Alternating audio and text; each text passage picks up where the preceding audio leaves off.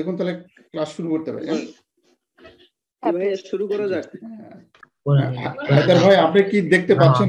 এই লেখাগুলো কিন্তু এক সাইজ বড় করেছি। হায়দার ভাই এটা ফুল আপনি দেখতে স্ক্রিন পাচ্ছেন? ভাই এটা ফুল স্ক্রিন করা যায় না ভাই? ফুল স্ক্রিনটা ফুল স্ক্রিন করলে একটু সমস্যা হয়ে যায় যে আগে যে মোবাইল থেকে আমরা দেখি তো অনেকেই, সেক্ষেত্রে। ও আচ্ছা আচ্ছা, আপনি একটু বড় করেন টান দিয়ে, তাইলে দেখতে পাবেন। ছবিটা বড় করা যায়, হাত নিজ দিয়ে নিজ মোবাইলে বড় করে দেখা যায়। পুরো স্ক্রিনটা ফুল করতে পারবেন হাত দিয়ে একটু টান দিলে। পুরো স্ক্রিনে জুম করা যায়। হ্যাঁ আচ্ছা আমি এটা এখানে ল্যাপটপে যদি বড় করি তাহলে আমার একটু সমস্যা হয়ে যায় ভাই।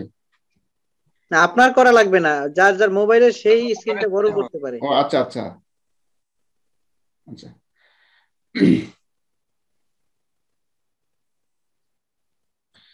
আচ্ছা আমরা যে অধ্যায়টা দেখবো সেই অধ্যায়টা ব্যয় পরিমাণ মুনাফা বিশ্লেষণ, কস্ট ভলিউম প্রফিট অ্যানালাইসিস।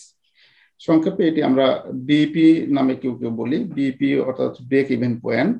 মানে এই অঙ্কের মূল আলোচ্য বিষয়টাই হচ্ছে ব্রেক ইভেন পয়েন্ট। এই জন্য আমরা মানে নিক নেম ধরে ডাকি আর কি, অরিজিনাল নেম ধরে ডাকি না। এর অরিজিনাল নামটাই হচ্ছে ব্যয় পরিমাণ মুনাফা বিশ্লেষণ অর্থাৎ কস্ট ভলিউম প্রফিট অ্যানালাইসিস। তো কস্ট ভলিউম প্রফিট অ্যানালাইসিস এখানে যে অধ্যায়ে আমাদের সংক্ষেপে যদি আমরা এর বিশ্লেষণ করতে যাই, মানে সংক্ষেপে একটি কথার মধ্যে যদি আমরা এর বিশ্লেষণ করতে চাই যে আমাদের কস্টটা হচ্ছে কোনটা, যে আমাদের যে কারবারে উৎপাদনশীল কোনো কারবারে যে কাঁচামাল ক্রয় করি সেই ক্রয়ের ব্যয়টা, সেই কাঁচামাল ক্রয়ের ব্যয়টা হচ্ছে এটি কস্ট। তারপরে হচ্ছে ভলিউমটা হচ্ছে, এই ভলিউমটা হচ্ছে পরিমাণ, কস্টটা হচ্ছে ব্যয়, এই যে ব্যয়, আর এই ভলিউমটা হচ্ছে পরিমাণ। সে পরিমাণ কিসের? সেটা হচ্ছে বিক্রয়ের পরিমাণ। সে বিক্রয়ের পরিমাণ, বিক্রয়টা হতে পারে ইউনিটে, বিক্রয়টা হতে পারে টাকার পরিমাণে, টাকার পরিমাণে হতে পারে অথবা ইউনিটে হতে পারে। অর্থাৎ 100 একক পণ্য বিক্রি করেছে 10,000 টাকায়, তাহলে সেই 10,000 টাকা হচ্ছে টাকার পরিমাণে, আর 100 একক হচ্ছে ইউনিটের পরিমাণে। আর মুনাফা হচ্ছে যে পণ্যটা বিক্রয় করলো সেই বিক্রয়কৃত পণ্য থেকে কস্ট বাদ দিয়ে আমরা যে অংশটুকু পাবো সেটা হচ্ছে প্রফিট বা মুনাফা। এ হচ্ছে ব্যয় পরিমাণ মুনাফা বিশ্লেষণ, কস্ট ভলিউম প্রফিট। এই ভলিউমটা বুঝাবে বিক্রয়, বিক্রয় সেটা ইউনিটেও হতে পারে আবার সেটা টাকার পরিমাণেও হতে পারে। কিছু বলবেন? আচ্ছা, সংক্ষেপে হচ্ছে আমাদের এই ব্যয় পরিমাণ মুনাফা বিশ্লেষণ। তো ব্যয় পরিমাণ মুনাফা, এখন এই ব্যয় পরিমাণ মুনাফার মধ্যে আমাদের বিশ্লেষণ করতে হবে। একটি ব্যবসা প্রতিষ্ঠানের ভবিষ্যতে বা দূরদর্শী সিদ্ধান্ত নিতে গেলে অবশ্যই আমাদের এই তিনটার মধ্যে আমাদের মানে ওতপ্রোতভাবে আমাদের ব্যবসা প্রতিষ্ঠানের মুনাফা জড়িত আর কি, যে ব্যয়ের সাথে, পরিমাণের সাথে এবং বিক্রয়ের সাথে, মুনাফার সাথে। তো বিক্রয় করলে আমাদের মুনাফা হবে, বিক্রয় করলে মুনাফা হবে, কিন্তু সে বিক্রয়টা আমরা করতে পারবো ব্যয় করলে, ব্যয় করলে আমাদের বিক্রয় হবে, বিক্রয় করলে আমাদের মুনাফা হবে। তিনটার সাথে সম্পর্কিত। আব্দুর রহিম ভাই একটু সাউন্ডটা একটু অফ করে। আব্দুর রহিম ভাই, আব্দুল্লাহ ভাই আনমিউট করেন। তো এখন আমাদের এই ব্যয়ের সাথে পরিমাণ সম্পর্কিত, পরিমাণের সাথে মুনাফা সম্পর্কিত। অর্থাৎ কস্ট যদি আমরা ব্যয় না করি তাহলে আমরা সেটা বিক্রয় করতে পারবো না, তাহলে সেটা আমরা সেলস করতে পারবো না। এটা আমরা একটু সহজভাবে লিখি, সেলস। কস্ট যদি না করি তাহলে সেলস করতে পারবো না, সেলস যদি না করি তাহলে আমরা প্রফিট করতে পারবো না।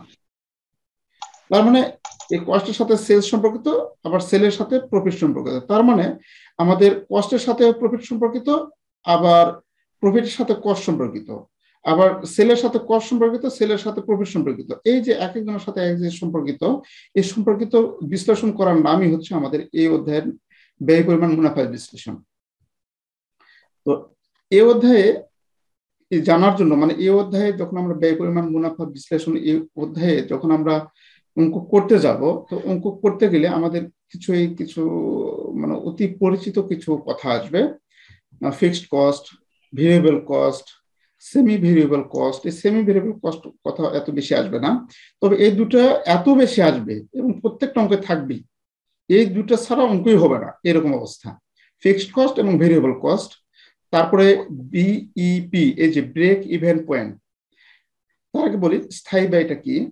স্থায়ী ব্যয়টা হচ্ছে যে একটি ব্যবসা প্রতিষ্ঠানে উৎপাদন হোক না হোক আমাদের যে ব্যয়টা অবশ্যই দিতে হবে সেগুলো হচ্ছে স্থায়ী ব্যয়। যেমন আমাদের কারখানার ভাড়া আমরা উৎপাদন করি কিংবা না করি, আমাদের কারখানা ভাড়া দিতেই হবে। আমাদের কারখানা ম্যানেজারের বেতন আমাদের উৎপাদন হোক না হোক আমাদের দিতেই হবে। এইগুলো হচ্ছে স্থায়ী ব্যয়।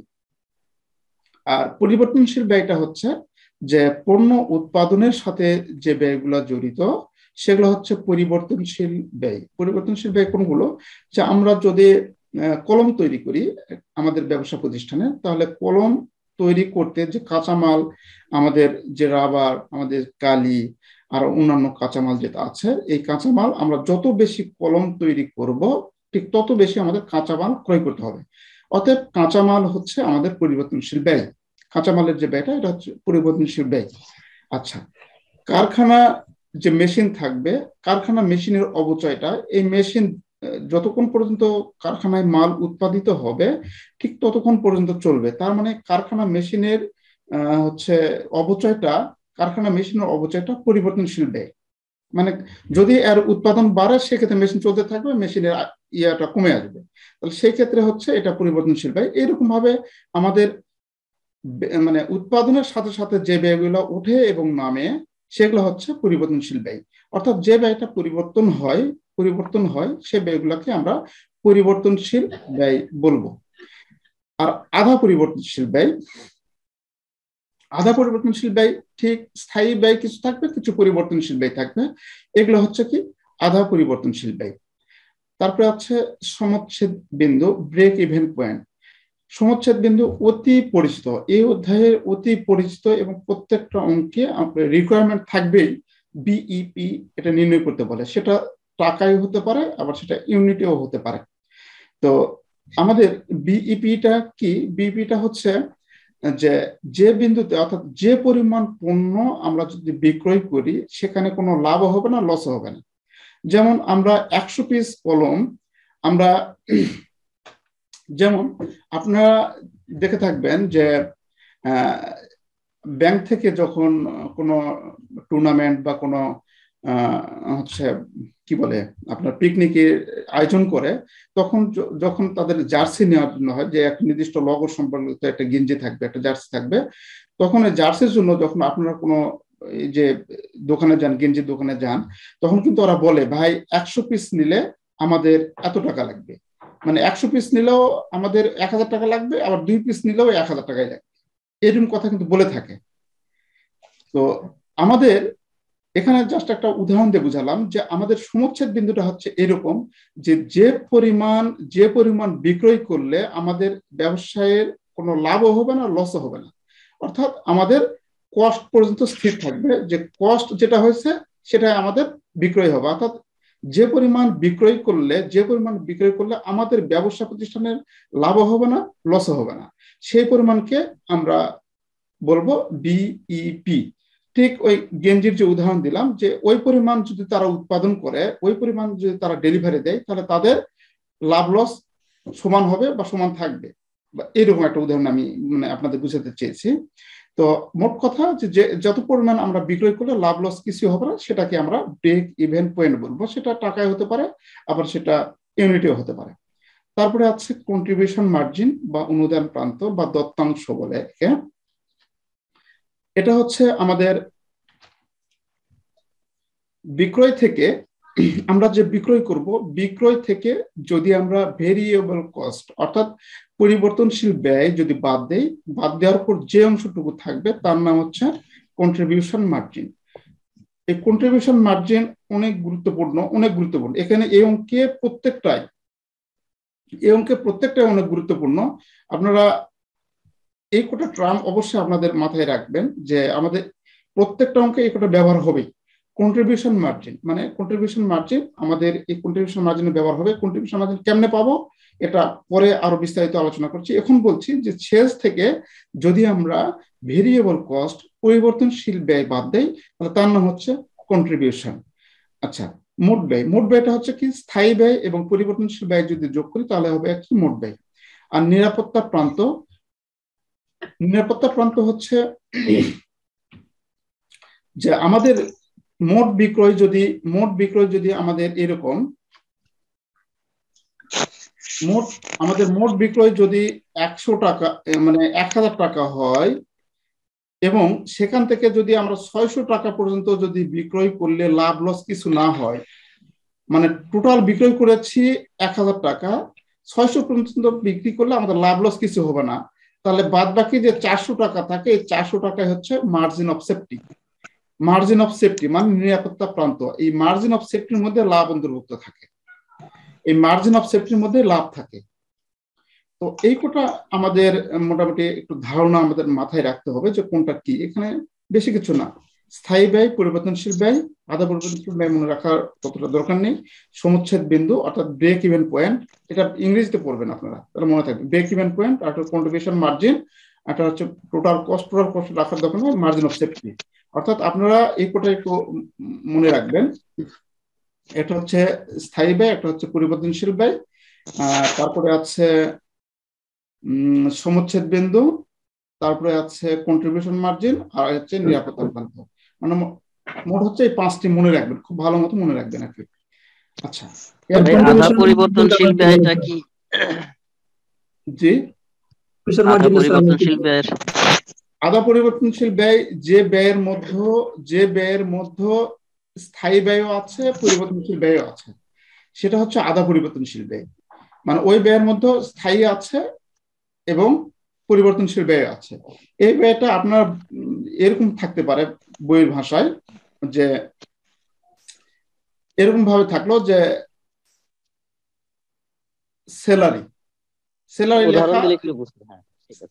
স্যালারি লেখে এখানে লেখা থাকবে ফিক্সড 60%। তাহলে ফিক্সড যদি 60% হয় এবং স্যালারি টাকা হচ্ছে 10,000, তার মানে 6,000 টাকা যাবে ফিক্সড মানে ফিক্সড ব্যয়ে, আর 4,000 টাকা যাবে পরিবর্তনশীল ব্যয়ে। মানে এই আধা পরিবর্তনশীল ব্যয়ের যে ব্যবহারটা হয় সেটা এইরকম ভাবে হয়, ঠিক আছে?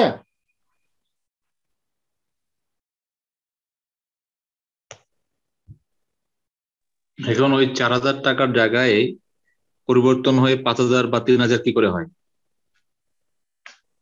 4,000 টাকার জায়গায় 5,000 বা 3,000, মানে বুঝলাম না। আপনি তো বললেন যে 60% ফিক্সড, জি জি, বাকি 40% ফিক্সড না? না, 40% তো ওঠানামা করে নাকি? হ্যাঁ হ্যাঁ হ্যাঁ। কিভাবে ওঠানামাটা কিভাবে করে একটু এক্সপ্লেইন করেন দেখি। মানে এখানে স্যালারি ওই কোম্পানিতে সেইভাবে লোক নিয়োগ দিয়েছে, আপনাকে জাস্ট বলে দিবে ক্লু, আপনি হচ্ছে হিসাব রক্ষক, আপনি কোম্পানির নীতি নির্ধারক না, আপনি হচ্ছে হিসাব রক্ষক, আমাদের ক্লু দিয়েছে এইভাবে আমরা জাস্ট হিসাব করে দিব। এখন তারপরেও বলি আমি যে ফিক্সড এইরকম ভাবে আপনাকে বলে দিচ্ছে যে আমাদের যে লোকবল আছে তাদের স্যালারি 60% আমরা অবশ্যই দিতে হবে, আর বাদ বাকি 40 জনকে বা 40%কে আমরা বিক্রয় হলে স্যালারি দিব, না হলে দিব না, বা উৎপাদন হলে স্যালারি দিব, না হলে দিব না। বুঝতে পেরেছেন আমার কথা? জি জি জি। তাহলে বিক্রয় হলে দিব, না হলে দিব না, উৎপাদন হলে দিব, না হলে দিব না, তাহলে তার মানে কি এটা পরিবর্তনশীল ব্যয়। আর যেগুলাতে ফিক্সড দিতে হবে, আমাদের যেগুলো প্রশাসনিক কর্মকর্তা থাকে তাদের ফিক্সড স্যালারি দিতে হবে, এরকম হচ্ছে 60%, তাহলে 60% হচ্ছে ফিক্সড। আচ্ছা, যাই হোক, এটার কাজ এই আধা পরিবর্তনশীল ব্যয়ের কাজ এখানে এই অধ্যায়ে নেই, তারপরে এখানে আমি দিয়েছি আর কি জানার জন্য। এই অধ্যায়ে কাজ নেই, এটার কাজ নেই, ঠিক আছে? আচ্ছা, তাহলে আপনারা 1, 2, 3, 4 এই 7, 1 2 4 5 7, এটা একটু মনে রাখবেন। এখন আমরা দেখব এর যে সূত্রের যে হচ্ছে মানে যেখান থেকে সূত্রের উৎপত্তি আর কি, এই যে এই বক্সের মধ্যে লাল বক্সের মধ্যে যেটা আছে, এটা এখান থেকে সূত্রের উৎপত্তি, এতগুলা সূত্রের উৎপত্তি। তো আমাদের প্রথম অবস্থায় আমরা এখানে একটু আলোচনা করি, এবং এটা যদি আপনারা মনে রাখতে পারেন তাহলে আপনাদের সবগুলা সূত্র ইজি হয়ে যাবে। তো প্রথমে হচ্ছে সেলস 10 টাকা ধরেছি আমরা, সেলস 10 টাকা, সেখান থেকে ভিসি আমরা বাদ দেব, ভেরিয়েবল কস্ট ভিসি বাদ দেব 3 টাকা। যদি বাদ দেয় তাহলে যেটা পাবো তার নাম হচ্ছে কন্ট্রিবিউশন মার্জিন বা সিএম, সংক্ষেপে বলবো সিএম। টাকা কত? 60 টাকা। 10 টাকা থেকে 3 টাকা বাদ দিলে 60 টাকা। আচ্ছা, এখন এখান থেকে যদি ফিক্সড কস্ট বাদ দেই, আমরা ধরলাম ফিক্সড কস্ট হচ্ছে 2 টাকা, তাহলে 2 টাকা ধরলে আমরা প্রফিট পেলাম কত? 5 টাকা। এই 5 টাকা হচ্ছে আমাদের প্রফিট। এখন আমরা এইরকম থেকে একটা ক্যালকুলেশন, এরকম একটা ছক আমরা এর আগে দেখেছিলাম আপনাকে, সেটা কস্ট অফ গুডস সোল্ড নিয়ে আলোচনা হয়েছিল পিপলিকতে। কিন্তু এখানে হচ্ছে ভেরিয়েবল কস্ট এবং ফিক্সড কস্ট, ভেরিয়েবল কস্ট এবং ফিক্সড কস্ট এই দুটো যদি আমরা বাদ দেই তাহলে আমরা শেষ পর্যন্ত পৌঁছাচ্ছি প্রফিটে। যে সেলস থেকে ভিসি বাদ দিলে কন্ট্রিবিউশন মার্জিন, আর সেখান থেকে যদি আমরা এফসি বাদ দেই, মানে ফিক্সড কস্ট বাদ দেই, তাহলে পাবো প্রফিট। এখন আপনাকে যদি বলা হয় এই কন্ট্রিবিউশন মার্জিন কেমনে পাবেন, মানে এই 60 টাকা কেমনে পাবেন, 60 টাকা আপনি দুই ভাবে পেতে পারেন। একটা কি সেলস থেকে ভিসি বাদ, সেলস থেকে ভিসি বাদ, সেলস থেকে ভিসি বাদ দিলে কন্ট্রিবিউশন সমান সমান কন্ট্রিবিউশন হয়, মানে কন্ট্রিবিউশন সমান সমান সিএম সমান সমান সেলস মাইনাস ভিসি, অথবা আপনি সিএম সমান সমান নিচের থেকে যদি যান, মানে কি হবে? FC plus profit. তাই হয় কিনা? আপনি যদি কন্ট্রিবিউশন মার্জিন, এই যে সিএমটা মানে এই 60টা যদি ক্যালকুলেশন করে বের করতে চান কন্ট্রিবিউশন মার্জিন, তাহলে এর সূত্রটা আমাদের কি দাঁড়াচ্ছে? সিএম সংক্ষেপে লিখতে হবে, সিএম সমান সমান সেলস মাইনাস ভিসি, এটা লেখা যায়। আবার লেখা যাবে কি সিএম সমান সমান, এখানে লেখা যাবে এফসি প্লাস প্রফিট, এভাবে লেখা যায় নাকি? আচ্ছা, তাহলে এই সূত্রটা অবশ্যই আপনার মনে রাখবেন। এবং আপনি যদি বলে ফিক্সড কস্ট বের করেন, যদি এটা বের করতে বলে আমাদের, যদি এটা বের করতে বলে, তাহলে আমরা কি পাবো? যে কন্ট্রিবিউশন থেকে যদি প্রফিট বাদ দেই, অঙ্কে দেওয়া থাকবে অবশ্যই, এগুলোর মধ্যে অঙ্কে দেওয়া থাকবে যে কন্ট্রিবিউশন থেকে যদি প্রফিট বাদ দেই তাহলে আমরা ফিক্সড কস্ট পাবো, তাই না? মানে এই জিনিসগুলো আমরা ঘুরে ফিরে পাবো আর কি। যদি বলে প্রফিট কেমনে পাবো, প্রফিট আমরা যখন ক্যালকুলেশন করব, প্রফিট ক্যালকুলেশন এখানে এই 5 টাকা কেমনে পাবো? আমরা 5 টাকা কেমনে পাইছি? সেলস থেকে ভিসি বাদ, তারপরে এফসি বাদ, সেলস থেকে ভিসি বাদ দিয়েছি এবং আমরা কি করেছি? এফসি বাদ দিয়েছি, তাই না? দিয়ে আমরা প্রফিট পেয়েছি, তাই কিনা? যার সূত্রগুলো এরকম যে আমাদের মিউট করতে বলেন, একটু মিউট করতে বলেন, অথবা সেলস থেকে ভিসি মাইনাস এফসি। হ্যাঁ, এটা বিভিন্ন ভাবে করা যাবে। একটু আনমিউট করেন সাজ্জাদ ভাই, একটু আনমিউট করেন, একটু আনমিউট করেন। সূত্রগুলো অনেক ইজি আছে, একটু শুধু টেকনিক করে পড়বেন, খুব ইজি লাগবে। আর এই ছকটা অবশ্য আপনারা মাথার মধ্যে একটু খেলাইবেন, দেখবেন যে খুব ইজি লাগবে। আচ্ছা, তারপরে এই প্রফিটটা আবার আরেক ভাবে পাওয়া যাবে, আপনার কন্ট্রিবিউশন থেকে অথবা এটা বাদ দেবেন, তাহলে এটা পাওয়া যাবে। আচ্ছা, এটা এভাবে আমরা এই সূত্রগুলো যেগুলো ক্যালকুলেশন করেছি এখানে জাস্ট ওইভাবে লেখা আছে। এখন আমরা এখানে সেলস ধরেছি কস্ট প্লাস প্রফিট, সেলস ধরেছি সেলস সমান সমান কস্ট প্লাস প্রফিট, তারপর সেলস আছে ভিসি যোগ এফসি যোগ প্রফিট, এই ভিসি যোগ এফসি যোগ প্রফিট যদি সবগুলা যোগ করে সেলস পাবো। আবার আমি এই কস্টের কথা বলতেছি, পরে বলতেছি। আবার আছে কি সেলস সমান কন্ট্রিবিউশন প্লাস ভিসি, মানে এই কন্ট্রিবিউশন এটা আর এটা যদি যোগ করি তাহলে সেলস হবে, সে হবে। মানে জাস্ট ঘোরায় পেঁচায় এদিক ওদিক থেকে আমাদের এই ক্যালকুলেশন গুলা সূত্রগুলা তৈরি করতে হবে, নিজে নিজেও তৈরি করতে পারবো এখান থেকে। তারপরে সেলস সমান হচ্ছে সিএম প্লাস ভিসি, মানে এই আমরা এখানে যে সিএম আছে, এখানে যে সিএম আছে, এই সিএম এর সাথে যদি আমরা ভিসি অর্থাৎ এই কন্ট্রিবিউশন অর্থ সিএম মানে কন্ট্রিবিউশন মার্জিন, সি থেকে কন্ট্রিবিউশন, এম থেকে মার্জিন, সিএম সংক্ষেপে সিএম বলি আমরা, সিএম যোগ ভিসি করে আমরা সেলস নির্ণয় করতে পারি। এখন এখানে বলা আছে একটাতে কস্ট বলা আছে, কস্ট সেলস সমান কস্ট প্লাস প্রফিট, মানে কস্টটা হচ্ছে কি আমাদের মোট ব্যয়, এখানে মোট ব্যয় বোঝাবে। মোট ব্যয়টা কি, এখানে ব্যয় বলতে তো দুটা, একটি হচ্ছে ভিসি আর একটি হচ্ছে এফসি। যতগুলো ব্যয় আছে ব্যয়কে দুই ভাগে এখানে আমরা ভাগ করেছি, একটি হচ্ছে ভিসি আর একটি হচ্ছে এফসি। এই দুটা মিলে হচ্ছে কি কস্ট, মানে টোটাল কস্ট, এখানে টোটাল ব্যয় টিসি। তাহলে সেই কস্টটা এখানে বলেছে যে কস্টের সাথে যদি প্রফিট যোগ করি তাহলে হয়ে যাবে কি সেলস। এ হচ্ছে আমাদের সেলস নির্ণয়ের সূত্র এখানে দেওয়া আছে। এখন আরেকটা বিষয় অত্যন্ত গুরুত্বপূর্ণ এখানে আমাদের বিইপি সংক্রান্ত, এখানে অনেক কিছু বলে দেওয়া আছে বিইপি রেশিও। আরেকটা বিষয় আপনাদের বলি, এখানে একটু ফাঁকা জায়গা আছে। জিয়াউর রহমান ভাই এবং আব্দুল্লাহ আলম ভাই, প্লিজ আপনারা একটু আনমিউট করেন। একটু আনমিউট করেন ভাই, আনমিউট ভাই মিউট করতে বললে আনমিউট করে না, এই সাউন্ডটা অফ করেন, আপনাদের সাউন্ড শোনা যাচ্ছে তো, তো যার কারণে ওয়েভ হচ্ছে, অন্য সমস্যা হচ্ছে আর কি। এখন আমরা বিইপি যেটা বললাম এর আগে, এই বিইপি অন্যান্য সূত্রগুলো আমি বলতেছি, তার আগে বিইপিটা আগে বোঝেন। বিইপি এর আগে আমরা কি আলোচনা করলাম, ব্রেক ইভেন পয়েন্ট, বিইপি। এই বিইপি মানে যে বিন্দুতে অর্থাৎ যে পরিমাণ বিক্রয় করলে আমাদের লাভ লস কিছু হবে না, সেখানে তাকে আমরা কি বলবো, বিইপি। তার মানে এই বিইপির মধ্যে কোনো লাভও হবে না, লস হবে না, তার মানে বিইপি সমান সমান তাহলে আমাদের ব্যয় উঠে আসবে, মানে আমাদের ভিসি যোগ এফসি হবে। মানে যে পরিমাণ ধরুন আমরা 100 টাকার পণ্য বিক্রয় করেছি, 100 টাকার মধ্যে লাভও নয় লসও নয়, তার মানে কি আমরা যে পরিমাণ কিনছি সেই পরিমাণে আমরা বিক্রি করেছি, তাই কিনা? আচ্ছা, তাহলে বিইপি হচ্ছে যে বিন্দুতে আমাদের লাভ লস কিছু হবে না, সেটা হচ্ছে বিইপি। তাহলে এখানে উদাহরণস্বরূপ ধরেছি 100 যদি 100 টাকা জিনিস যদি আমরা বিক্রি করি, তাহলে আমরা লাভও হবে না লসও হবে না। তাহলে 100 টাকার মধ্যে আমাদের কি আছে, যদি লাভ লস না হয়, তার মানে যে পরিমাণ খরচ ছিল সেই পরিমাণে বিক্রি করছি।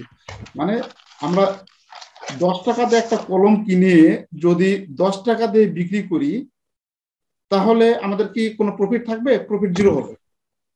তার 10 টাকা দিয়ে ক্রয় করলাম, তার মানে এটা হচ্ছে কস্ট, আমাদের যেটা বিক্রয় করলাম এর মধ্যে লাভ লস কিছু নেই, তার মানে এটা হচ্ছে বিইপি, প্রফিট জিরো। তাহলে যেখানে প্রফিট জিরো সেটা হচ্ছে বিইপি, আর যেটা যে পরিমাণ বিইপি টাকা সেই পরিমাণ হচ্ছে কস্টের টাকা। তাহলে এই কস্টকে আমরা কি কয় ভাগে ভাগ করছি? কস্টকে আমরা দুই ভাগে করছি, একটা হচ্ছে ভিসি, একটা হচ্ছে এফসি। তাহলে বিইপি সমান সমান আমরা লিখতে পারি ভিসি যোগ এফসি, মানে এখানে কোনো আমাদের লাভ লস কিছু নেই, জাস্ট ওই ক্রয় মূল্যের টাকাটাই আমরা বিক্রি করছি। এখন বিইপি নির্ণয়ের যে সূত্রগুলো আমাদের আছে, সূত্রগুলো হচ্ছে এরকম বিইপি। আচ্ছা, তার আগে বলি আমরা যে ঐকিক নিয়মে অঙ্ক করি যে 5টি কলমের দাম যদি আমাদের 20 টাকা হয়, তাহলে একটি কলমের দাম কত, এভাবে আমরা বের করতে পারি না, 20 ভাগ 5 এভাবে যেটা করে আসি। ঠিক এরকম একটু ক্যালকুলেশন এখানে হবে, জাস্ট একটু গভীরে যাচ্ছে এটা এইভাবে। এই বিইপিটা যদি বোঝেন তাহলে অন্যান্যগুলো সহজ হয়ে যাবে, এই জন্য আমি এটা আলোচনা করছি। তো বিইপি হচ্ছে আমাদের যেখানে লাভ লস কিছু থাকবে না, সেটা হচ্ছে বিইপি। আচ্ছা, এই বিইপির মধ্যে আমাদের কি কি অন্তর্ভুক্ত থাকে? ভিসি এবং এফসি। ভিসিটা হচ্ছে কি পরিবর্তনশীল, এফসিটা হচ্ছে ফিক্সড। আচ্ছা, এখন বিইপি ইউনিট যদি বের করতে চাই, আমাদের বিইপি সূত্রটা হচ্ছে এরকম, আমি বিইপি ইউনিট, যদি আমরা ইউনিট বের করতে চাই, একক বের করতে চাই, তাহলে সূত্রটা দাঁড়াবে এরকম যে এফসি ভাগ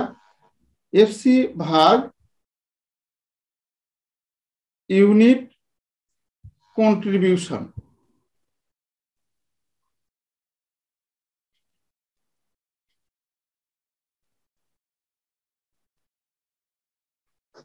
ইউনিট কন্ট্রিবিউশন। তো আমাদের এফসি কে ইউনিট কন্ট্রিবিউশন দ্বারা ভাগ করতে হবে। কন্ট্রিবিউশনটা কি বুঝি আমরা? কন্ট্রিবিউশনটা বুঝি হচ্ছে যে আমরা সেলস থেকে, মানে বিক্রয় মূল্য থেকে যদি ভিসি বাদ দেই তাহলে পাবো কি? কন্ট্রিবিউশন, মানে সিএম বা কন্ট্রিবিউশন মার্জিন। তাহলে এখানে ইউনিট সিএম বা ইউনিট কন্ট্রিবিউশন দ্বারা যদি এফসি কে ভাগ করি তাহলে আমরা ইউনিট পাবো। এখন আমরা এখানে যেটা আমরা বলতে ছাড়লাম, এখন বিপি যে সেলস হইলো, এই বিপি যে সেলস হইলো, ধরুন একটি এককের দাম, এখানে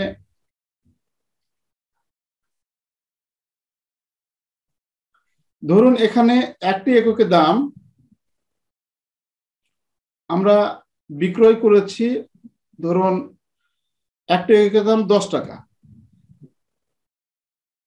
আমরা ভিসি হচ্ছে ধরুন ভেরিয়েবল কস্ট পার ইউনিট ধরুন হচ্ছে 2 টাকা, আর ফিক্সড কস্ট আমাদের, এটা কোনো ইউনিটের উপর হয় না, ফিক্সড কস্ট একবার স্থায়ীভাবে আমাদের কারখানাতে দেওয়া থাকবে, ধরুন 18,000 বা 20,000 এরকম থাকবে। হ্যাঁ, ধরুন আমাদের এখানে 20,000 দেওয়া আছে, আমরা হিসাবের সুবিধার জন্য লিখছি। তাহলে এখন আমরা 10 ইউনিট 10 টাকা হচ্ছে একটি বিপি বিক্রয় মূল্য হচ্ছে 10 টাকা, সেখান থেকে 10 টাকা থেকে যদি এই ভিসিটা এই পাশে আমরা বাদ দিই তাহলে এই পাশে থাকবে কি? Fixed cost 20,000। তাহলে এই পাশে যদি 10 টাকা থেকে 2 টাকা, 10 টাকা থেকে 2 টাকা বাদ দেয় থাকে কত? 8 টাকা। এই 8 টাকার নাম হচ্ছে কি? কন্ট্রিবিউশন। তাহলে এই অর্থাৎ সিএম 8 টাকা, এই পাশে থাকলো কি? Fixed cost. তাহলে 8 টাকার দাম, 8 টাকায় 8টি ইউনিটের ফিক্সড কস্ট যদি 20,000 টাকা হয়, তাহলে একটি ইউনিটের ফিক্সড কস্ট কত হবে? 20,000 কে আমরা 8 দ্বারা ভাগ করব। তাহলে আমরা একটি ইউনিটের ফিক্সড কস্ট আমরা পাবো, অর্থাৎ ইউনিট কত ইউনিট আমরা বিক্রি করেছি, এই বিক্রিত পণ্যটা পাবো। এখানে দেখুন ভাই যে আমাদের 10 টাকা হচ্ছে মোট বিক্রয়, সেখান থেকে 2 টাকা ভিসি আমরা বাদ দিলাম। বাদ দেওয়ার পর যে কন্ট্রিবিউশন মার্জিন 8 টাকা থাকলো, সেই 8 টাকা হচ্ছে, এটার নাম হচ্ছে ফিক্সড কস্ট। মানে আমাদের মোট বিক্রয় 10 টাকা থেকে যদি ভিসি বাদ দেয় 2 টাকা, তাহলে থাকলো কি? ফিক্সড কস্ট হচ্ছে 8, আর আমাদের এখানে টোটাল হচ্ছে ফিক্সড কস্ট 20,000। তাহলে আমরা ইউনিট বের করতে চাইলে 8 ইউনিটের ফিক্সড কস্ট আমাদের হচ্ছে কত? 20,000। তাহলে আমরা যখন ইউনিট বের করতে একটা প্রশ্ন আছে। জি বলুন। সেটা হচ্ছে কন্ট্রিবিউশন মার্জিন আর ইউনিট কন্ট্রিবিউশন মার্জিনের মধ্যে কোনো পার্থক্য আছে কিনা? আছে তো অবশ্যই। কন্ট্রিবিউশন মার্জিন হচ্ছে টোটাল বিক্রয়। আমরা 10 লক্ষ টাকা বিক্রি করেছি একটা ব্যবসায় 10 লক্ষ টাকা বিক্রি করেছি, সেখানে 8 লক্ষ টাকা আমাদের ব্যয় হয়েছে, সেটা হচ্ছে আমাদের কন্ট্রিবিউশন মার্জিন, এটা 8 লক্ষ টাকা ভিসি হয়েছে, তাহলে 2 লাখ টাকা হচ্ছে কন্ট্রিবিউশন। এটা হচ্ছে টোটাল কন্ট্রিবিউশন। আর আমরা যখন বিক্রয় করব 10 টাকায় একটি পণ্য, একটি ইউনিটের দাম 10 টাকা, এবং একটি ইউনিটের ভিসি হচ্ছে যখন ধরবো 2 টাকা, তাহলে 8 টাকা হচ্ছে আমাদের কন্ট্রিবিউশন, ইউনিট কন্ট্রিবিউশন। আর এটা হচ্ছে টোটাল কন্ট্রিবিউশন। মানে পার ইউনিটে কন্ট্রিবিউশন কত হয় সেটা হচ্ছে ইউনিট কন্ট্রিবিউশন। প্রতি ইউনিটের যে কন্ট্রিবিউশন সেটা হচ্ছে পার ইউনিট কন্ট্রিবিউশন, মানে বলাই থাকবে পার ইউনিট কন্ট্রিবিউশন। আর টোটাল বিক্রয় থেকে যখন আমরা টোটাল ভিসি বাদ দেবো তখন পাবো হচ্ছে ইউনিট কন্ট্রিবিউশন। আর আমাদের ইউনিটের বিক্রয় থেকে যখন ইউনিট ভিসি বাদ দেবো তখন পাবো ইউনিট কন্ট্রিবিউশন। জি। আচ্ছা, যাই হোক, এখানে এটা একটু ব্যাপক আলোচনা, হয়তো বা অনেকে বুঝতে বিরক্ত হবেন, এটা একটু ব্যাপক অন্তর্নিহিত আলোচনা আর কি। এখানে আমাদের মোট কথাটা হচ্ছে এরকম, আমি বুঝাতে চাচ্ছি যে ইউনিট বিইপি ইউনিট সমান বিইপি ইউনিট সমান সমান আমরা এখানে যেটা পাবো এফসি কে ভাগ করব ইউনিট কন্ট্রিবিউশন দ্বারা, ইউনিট সিএম দ্বারা ভাগ করব, অর্থাৎ এফসি কে ইউনিট সিএম দ্বারা ভাগ করলে ইউনিট কন্ট্রিবিউশন পাবো। আর যখন ইউনিট কন্ট্রিবিউশন পাবো এটাকে যদি আবার সেলিং প্রাইস পার ইউনিট দেই, মানে সেলিং প্রাইস পার ইউনিট দ্বারা যদি আমরা গুণ করি তাহলে আবার বিইপি সেলস পাবো। বিইপি সেলস অর্থ হচ্ছে যে মোট বিক্রয়, এটা হচ্ছে ইউনিটে, এটা হচ্ছে বিক্রয়ে। যখন আমাদের বিইপি ইউনিট যদি বাড়ায় হচ্ছে 10 একক, তাহলে সেটাকে যদি বিক্রয় মূল্য প্রতি ইউনিটের দাম 2 টাকা দ্বারা গুণ করি তাহলে আমরা 20 টাকা হচ্ছে বিইপি সেলস পাবো। আর ইউনিট পাবো কত, ইউনিটে 10 টাকা পালাম, অর্থাৎ ইউনিটকে যদি সেলিং প্রাইস দ্বারা গুণ করি তাহলে আমরা সেলস পাবো। আবার সেলসকে যদি 2 টাকা সেলিং প্রাইস দ্বারা ভাগ করি তাহলে ইউনিট পাবো। জাস্ট এইরকম এখানে, অর্থাৎ আমাদের বিইপিটা যখন আমরা করব তখন অবশ্যই আপনারা ফিক্সড কস্টকে ইউনিট কন্ট্রিবিউশন দ্বারা ভাগ করে নিতে হবে। এটা আপনাদের একবারে খুব ভালো মতো মনে রাখতে হবে। এখন উপরের সূত্রগুলি একটু দেখি আমরা, যে উপরের সূত্রগুলো যেটা বলছে, এই যে এখান থেকে যে সেলসের যখন নির্ণয় করব সেলস, এক্ষেত্রে আপনারা অবশ্যই মনে রাখবেন যে যখন কোনো রেশিও হয়, রেশিও বের করি, রেশিও ক্যালকুলেশন হয়, সেলস এখানে যেটা আছে এটা তো আমি আগে বললাম, এখানে যেটা আছে সেটা তো আগে বললাম। যখন কোনো রেশিও বের করব আমরা, ওইটা তো না, এটা আর কালকে দিয়েছে। মুশফিক, আরাফাত ভাই একটু সাউন্ডটা একটু অফ করেন। আরাফাত ভাই, ফাটকা তো নতুন ফর্মেট লাগে না। আরাফাত ভাই সাউন্ডটা একটু আনমিউট করেন। আরাফাত ভাই, আচ্ছা, তো আমরা আমাদের সবসময় মনে রাখবেন যে রেশিও, যখন আমরা কোনো রেশিও নির্ণয় করি বা রেশিও থাকে, সংশ্লিষ্ট ওই রেশিওর সংশ্লিষ্টকে আমরা রেশিও দ্বারা ভাগ করলে আমরা সেলস পাবো। বিপি সেলসকে বিপি রেশিও দ্বারা ভাগ করলে সেলস পাবো। আর কন্ট্রিবিউশন মার্জিন বা সিএম মার্জিনকে সিএম রেশিওর অপর নাম হচ্ছে পিভি রেশিও। সিএম রেশিওর অপর নাম হচ্ছে PV ratio, profit volume ratio. Contribution margin কোনো পার্থক্য আছে? কোনো পার্থক্য আছে পিভি আর? আপনারা এমনি অফিসে কয়টা পর্যন্ত থাকে? এই আরাফাত ভাই একটু সাউন্ডটা আনমিউট করেন। আরাফাত ভাই,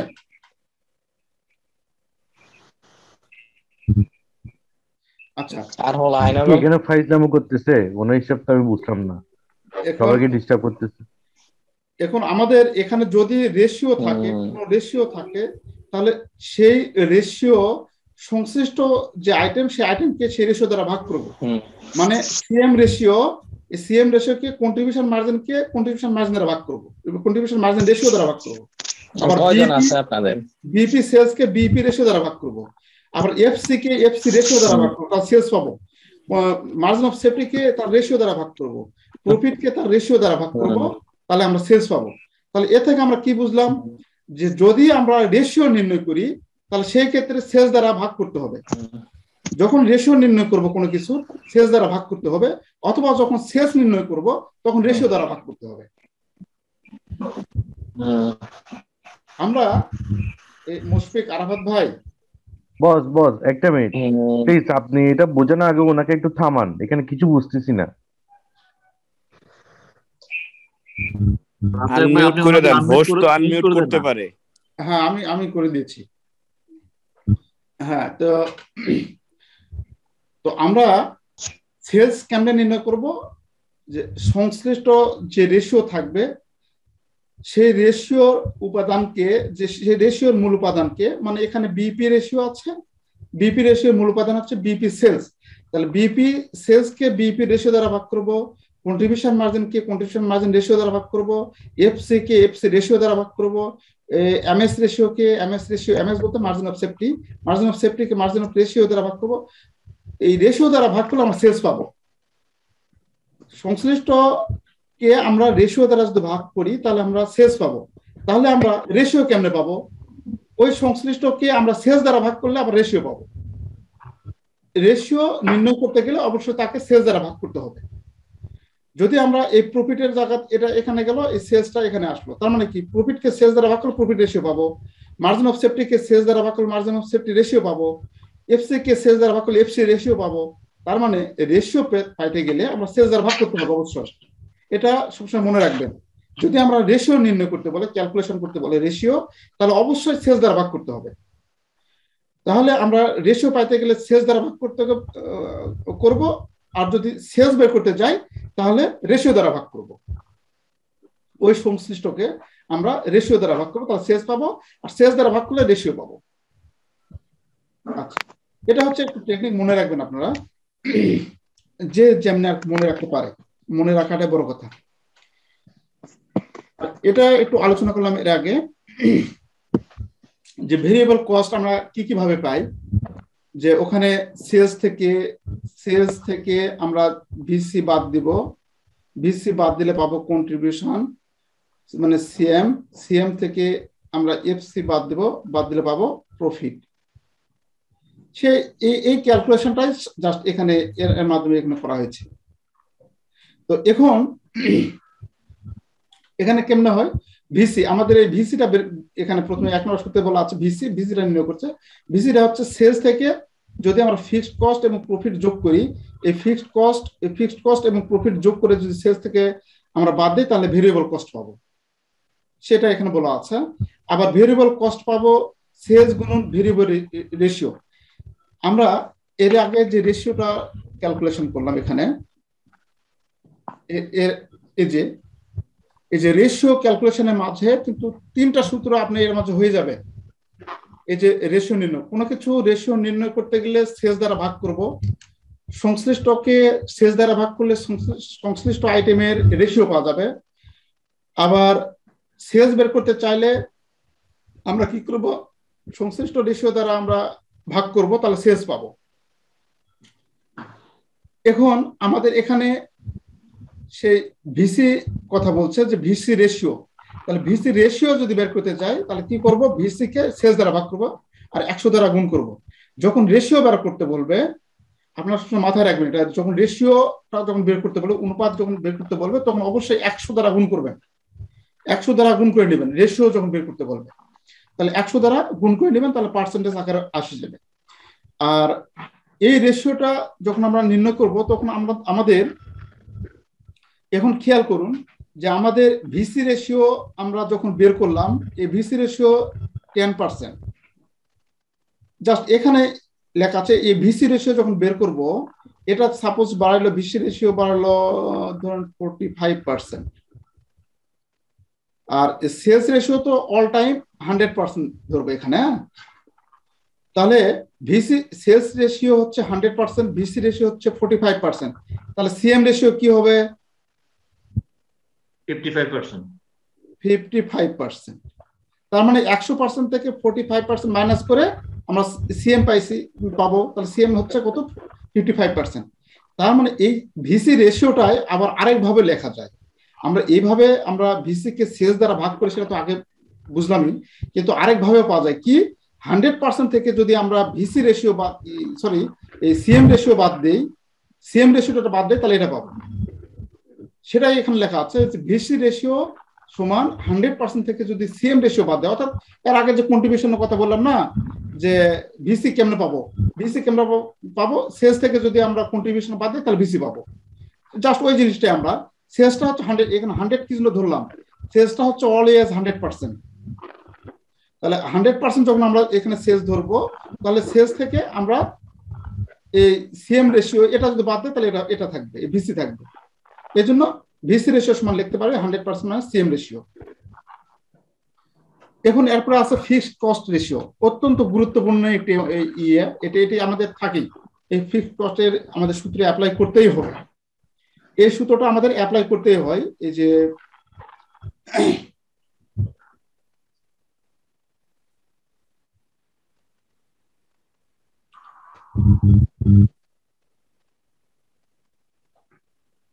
ফিক্সড কস্ট, এখন এই ফিক্সড কস্টের এখানে আমাদের যেটা আগে ক্যালকুলেশন করলাম আমরা, ফিক্সড কস্ট বছর কি পাবো, সেলস থেকে ভিসি বাদ প্রফিট বাদ। সেলস থেকে যদি আমরা ভিসি বাদ দেই আর প্রফিট বাদ দেই এই সেলস থেকে যদি আমরা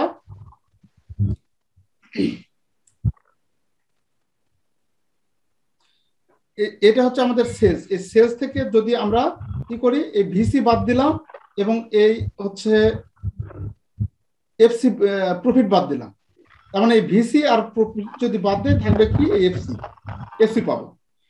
তাহলে সেই কথাটা এখানে লেখা আছে যে সেলস থেকে ফিক্সড কস্ট সমান সমান sales minus variable cost minus profit. আর এখানে আমাদের ফিক্সড কস্ট সমান সমান আরেকভাবে করা যাবে কি, কন্ট্রিবিউশন বা সিএম মার্জিন থেকে আমাদের ইয়েটা বাদ দিতে হবে, ফিক্সড কস্টটা, সরি কন্ট্রিবিউশন থেকে প্রফিটটা বাদ দিলে ফিক্সড কস্ট পাবো। একটু আনমিট করেন।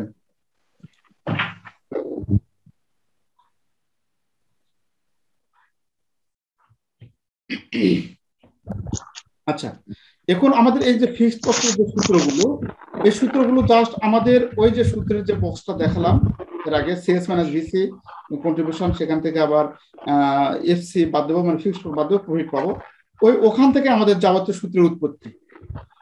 এখানে এই সূত্রগুলো ওখান থেকে এসেছে আমাদের। এই যে এখানে আছে ফিক্সড কস্ট সমান সমান আমরা লিখেছি কি,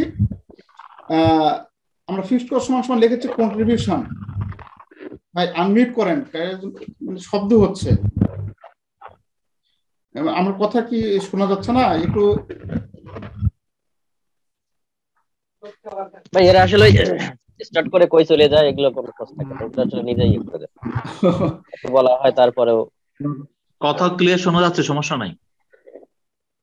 আচ্ছা, এখন তারপরে দেখুন এখানে ফিক্সড কস্ট সমান আমরা কি লিখেছি এখানে, কন্ট্রিবিউশন মার্জিন অর্থাৎ সিএম মাইনাস প্রফিট। আমরা যখন ফিক্সড কস্ট যখন নির্ণয় করব, এখানে কন্ট্রিবিউশন যেটা থাকবে সেখান থেকে আমরা প্রফিট বাদ দেবো, তাহলে এই মাঝেরটা পাবো, সেটা লেখা আছে কন্ট্রিবিউশন মার্জিন মাইনাস প্রফিট। এই কন্ট্রিবিউশন মার্জিন সমান কি লেখা যায়, কন্ট্রিবিউশন সমান কি লেখা যায়, কন্ট্রিবিউশন সমান আবার এটা লিখতে পারি, সেলস গুণ সিএম রেশিও।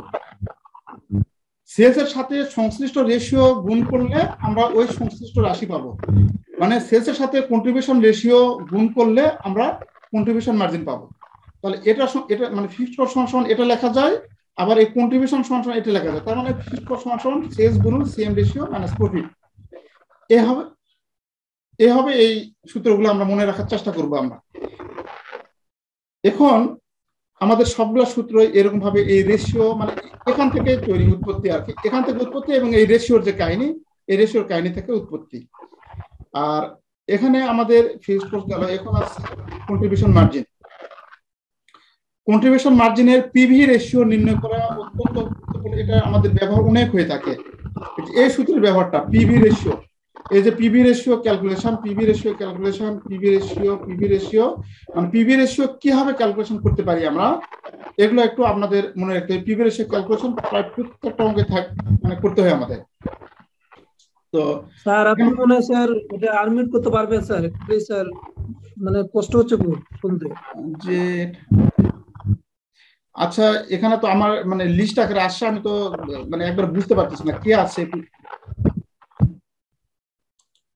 ভাই একটু আনমিউট করবেন। হামিম ভাই আনমিউট করা দরকার। হামিম ভাই না, আচ্ছা মিউট করে দেন সবগুলা।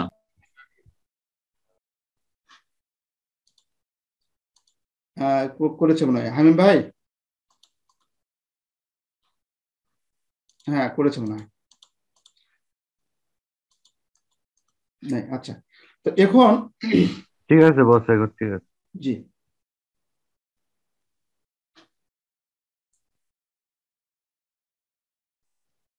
আপনারা এই সূত্রের ঝুড়িটা যদি বোঝেন তাহলে আপনাদের এই অঙ্কটা মানে পানির মতো লাগবে। এটা সূত্রটা কিন্তু এক জায়গা থেকে উৎপত্তি এবং ওর মধ্যেই জাস্ট আমাদের ঘুরে পেঁচে আসে। তো আমাদের এই পিভি রেশিও প্রায় সবগুলো অঙ্কে আমাদের এই পিভি রেশিওর ক্যালকুলেশন থাকেই আমাদের বের করতে হবে।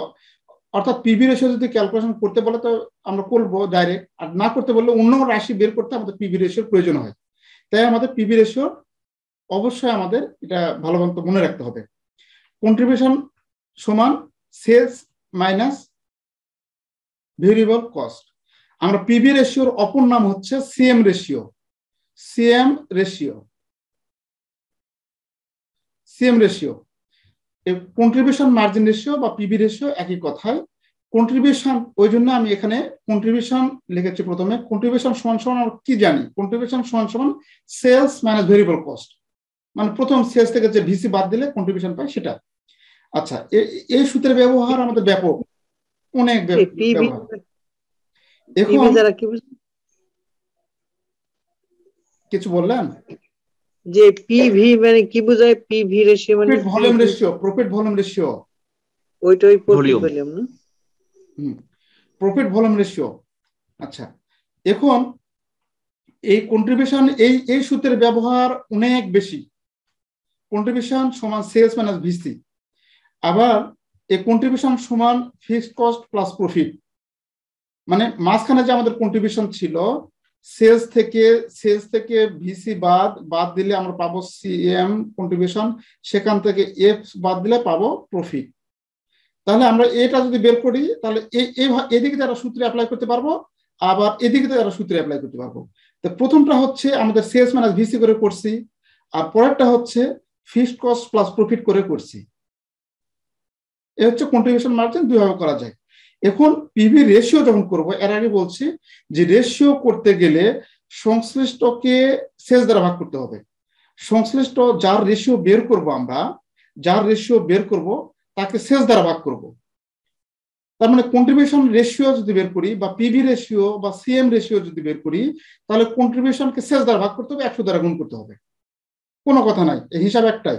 এখন আমাদের এখানে তাহলে পিভি রেশিও যদি বের করতে চাই, তাহলে কন্ট্রিবিউশনকে ভাগ করব। কন্ট্রিবিউশন সমান কি জানি? এখানে সেলস মাইনাস, একটা অঙ্কের মধ্যে তো ডাইরেক্ট কন্ট্রিবিউশন দেওয়া থাকবে না, একটা অঙ্কের মধ্যে সেলস দেওয়া থাকবে, ভিসি বা ভেরিয়েবল কস্ট দেওয়া থাকবে। তো তাহলে আমাদের কন্ট্রিবিউশন বের করে নিতে হবে। এই বের করার জন্য এখানে আমরা সেলস মাইনাস ভিসি লিখছি, সেখান থেকে সেলস দ্বারা ভাগ করেছি, করে 100 দ্বারা গুণ করে পিভি রেশিও। আবার এখানে আবার ডাইরেক্ট কন্ট্রিবিউশনকে সেলস দ্বারা ভাগ করছি, মানে একই কথায় আমাদের এই কন্ট্রিবিউশন, এই কন্ট্রিবিউশনকে এটা ভেঙে লেগেছি। তাহলে কন্ট্রিবিউশনকে সেলস দ্বারা ভাগ করে পিভি রেশিও। আবার আরেকটি সূত্র থাকবে চেঞ্জ ইন প্রফিট লসেস, আর একটা আছে হচ্ছে আমাদের চেঞ্জ ইন সেলস। যে চেঞ্জ ইন প্রফিট কে আমরা চেঞ্জ ইন সেল দ্বারা যদি ভাগ করি, তাহলে আমরা পিভি রেশিও পাবো। চেঞ্জ ইন প্রফিট কে চেঞ্জ ইন সেল দ্বারা ভাগ করলে আমরা পিভি রেশিও পাবো। 100 দ্বারা গুণ অবশ্যই করতে হবে রেশিও বের করতে গেলে। পিভি রেশিও আরেকটা পাবো change in contribution, change in sales. Change in contribution, change in sales. হ্যাঁ, চেঞ্জ ইন কন্ট্রিবিউশন এটা বুঝি নাই। চেঞ্জ ইন, আচ্ছা, প্রফিট লস, এটা হচ্ছে যখন 2টি সালের প্রফিট দেওয়া থাকবে। হ্যাঁ, সাপোজ হচ্ছে 2020-এর দেওয়া আছে, 2020-এর প্রফিট দেওয়া আছে হচ্ছে ধরুন 10 টাকা, আর 2021-এর প্রফিট দেওয়া আছে হচ্ছে ধরুন 15 টাকা। তাহলে চেঞ্জ কত হয়ে গেছে? 5 টাকা। 5 টাকা প্রফিট, চেঞ্জ ইন প্রফিট। আর সেল এখানে করেছিলাম 2020-এ সেল করেছিলাম ধরুন আমাদের 25 টাকা, এখানে সেল করেছিলাম হচ্ছে 17 টাকা। তাহলে কত আমাদের পার্থক্য হয়ে গেছে? 17 আর 8-এ সেলসের পার্থক্য কত হচ্ছে? 8। এটাকে বোঝাচ্ছে change in sale, change in profit. যখন 2টি সালের মধ্যে 2টি সালের ডাটা দেওয়া থাকবে, সেখান থেকে আমাদের যখন পিভি রেশিও নির্ণয় করবো, তখন এই সূত্রটা অ্যাপ্লাই করবো। এটা আপনারা সবসময় মনে রাখবেন, এবং অঙ্ক করতে করতে আপনারা পেয়ে যাবেন অবশ্য যে কখন আমরা এই সূত্রটি অ্যাপ্লাই করব। যখন 2টি সালের তথ্য দেওয়া থাকবে, প্রফিট এবং সেলস দেওয়া থাকবে, সেই ক্ষেত্রে আমরা এই সূত্রটি অ্যাপ্লাই করব। চেঞ্জ ইনের আমরা সূত্র অ্যাপ্লাই করব। আচ্ছা, তারপরে আমাদের পিভি রেশিওকে আমরা পেতে পারি, টোটাল ফিক্সড কস্টকে আমরা বিপি সেলস দ্বারা ভাগ করলে আমরা পিভি রেশিও পাবো, সেটাকে 100 দ্বারা গুণ। এটা একটু গতানুগতিক যে রেশিও নির্ণয়, তার থেকে একটু আলাদা। ফিক্সড কস্টকে যদি আমরা বিপি সেলস দ্বারা ভাগ করি এবং 100 দ্বারা গুণ করে পিভি রেশিও পাবো। আবার পিভি রেশিও বলছে সেলস থেকে যদি ভেরিয়েবল কস্ট রেশিও বাদ দেয়, তাহলে আমরা পিভি রেশিও পাবো। তাহলে পিভি রেশিও, সেলস রেশিও থেকে ভেরিয়েবল কস্ট রেশিও বাদ দিলে আমরা পিভি রেশিও পাবো। আবার 100% থেকে ভিসি রেশিও, অর্থাৎ আমাদের এটা যদি সেলস ধরেছিলাম 100%, এর আগে সেলস ধরেছিলাম 100%, এটা 100। এটা ভিসি রেশিও ধরুন 30%। তাহলে কেমনে পাবো? সেলস থেকে যদি ভিসি রেশিও বাদ দেয় কন্ট্রিবিউশন মার্জিন রেশিও, সেটা এখানে আমাদের লেখা আছে। পিভি রেশিও থেকে 100% থেকে যদি আমরা ভিসি রেশিও বাদ দেই তাহলে আমরা পিভি রেশিও পাবো। এইভাবে আমরা পিভি রেশিওটা মনে রাখার চেষ্টা করব, এবং পিভি রেশিওর ব্যবহার এত ব্যাপক, মানে আপনাকে অবশ্যই এটা মনে রাখতে হবে যে কেমনে পিভি রেশিওটা নির্ণয় করব। ভাই হ্যাঁ, একটা প্রশ্ন, PV ratio plus VC ratio equal to 100% কিভাবে হয় একটু যদি বলতেন। হ্যাঁ, এখানে আপনি কিন্তু আমাকে অ্যান্সার করেছিলেন।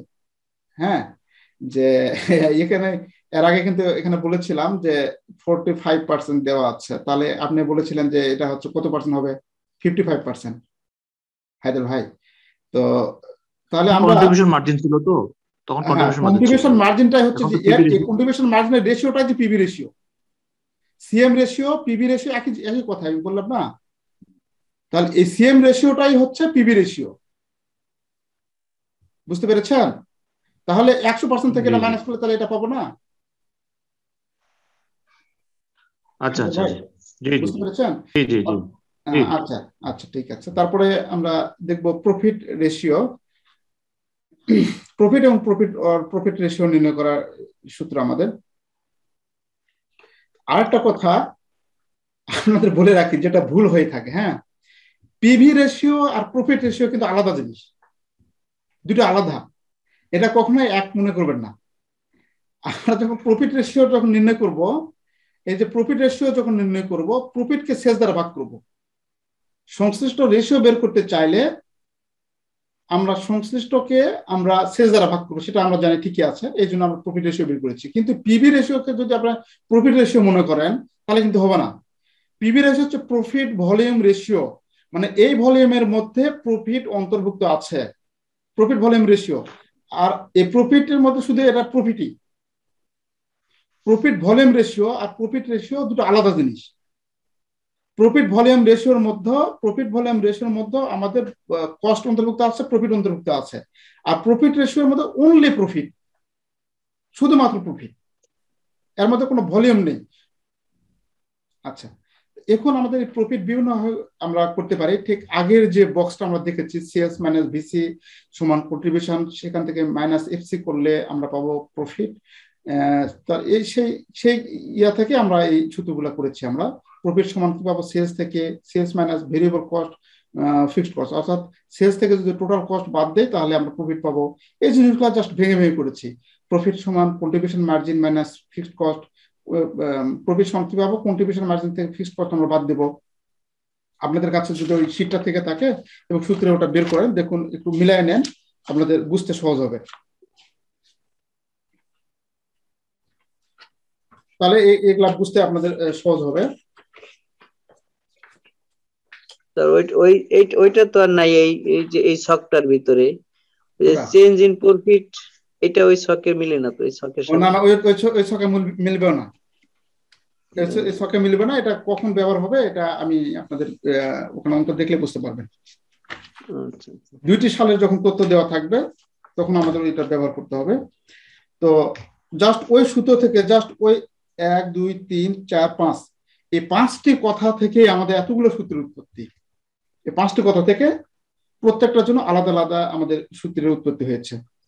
তো আমাদের কন্ট্রিবিউশন সমান কি পাবো? এর আগে কন্ট্রিবিউশন সমান দেখলাম যে আমরা সেলস গুণ পিভি রেশিও করলে কন্ট্রিবিউশন পাবো, ওইরকম ভাবে আমরা জাস্ট এগুলো করেছি। আর রেশিও যখন নির্ণয় করবো অবশ্যই আমরা কি করবো? সেলস দ্বারা ভাগ করব। এই হচ্ছে প্রফিটের এগুলা, প্রফিটের এই সূত্রগুলো মনে রাখার চেষ্টা করবেন। প্রফিট সমান কন্ট্রিবিউশন মাইনাস ফিক্সড কস্ট, বা প্রফিট সমান sales minus VC minus FC, এরকম। এখন এই যে বিপি ইউনিট টাকা এবং বিপি রেশিও, প্রত্যেকটা অঙ্কে এই বিপি সংক্রান্ত আপনাকে একটা রিকোয়ারমেন্ট থাকবে।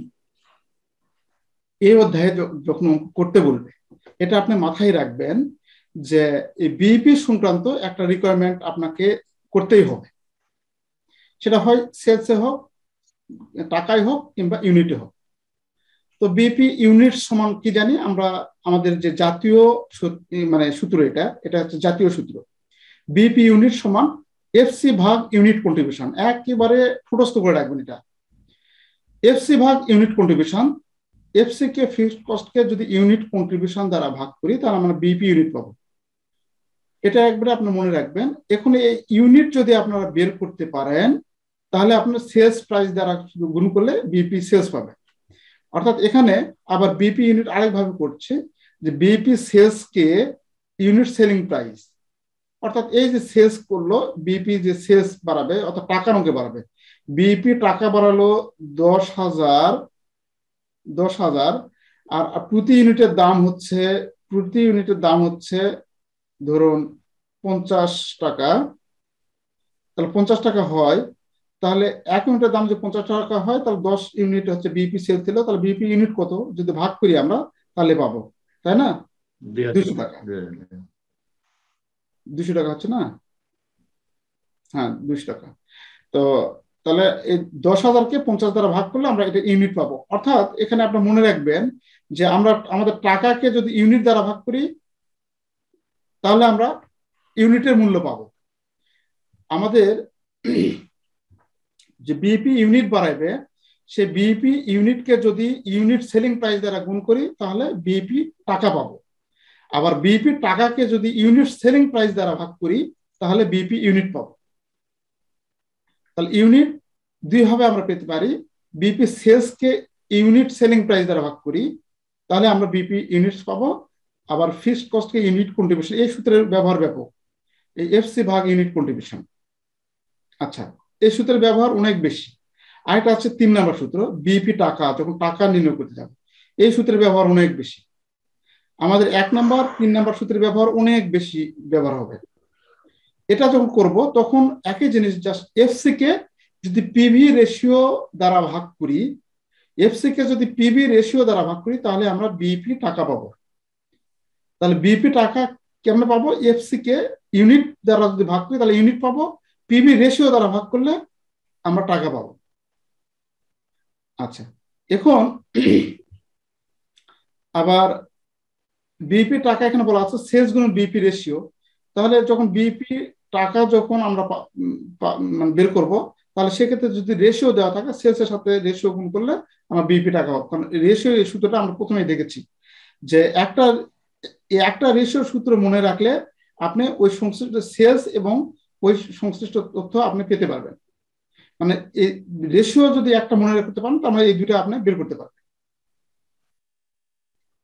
আচ্ছা, তারপর আছে বিপি টাকা। বিপি টাকা সমান হচ্ছে মানে ব্রেক ইভেন টাকাটা আমরা কেমনে পাবো? বিপি যে ইউনিট থাকবে তার সঙ্গে ইউনিট সেলিং প্রাইস দ্বারা গুণ করবো, এটা সস্তা একটা সূত্র। তারপরে আছে বিপি রেশিও। বিপি রেশিও, এই যে রেশিও, এ থেকে এই কথাটাই এই অঙ্ক এটাই জাস্ট ঘুরে লেগেছে এখানে।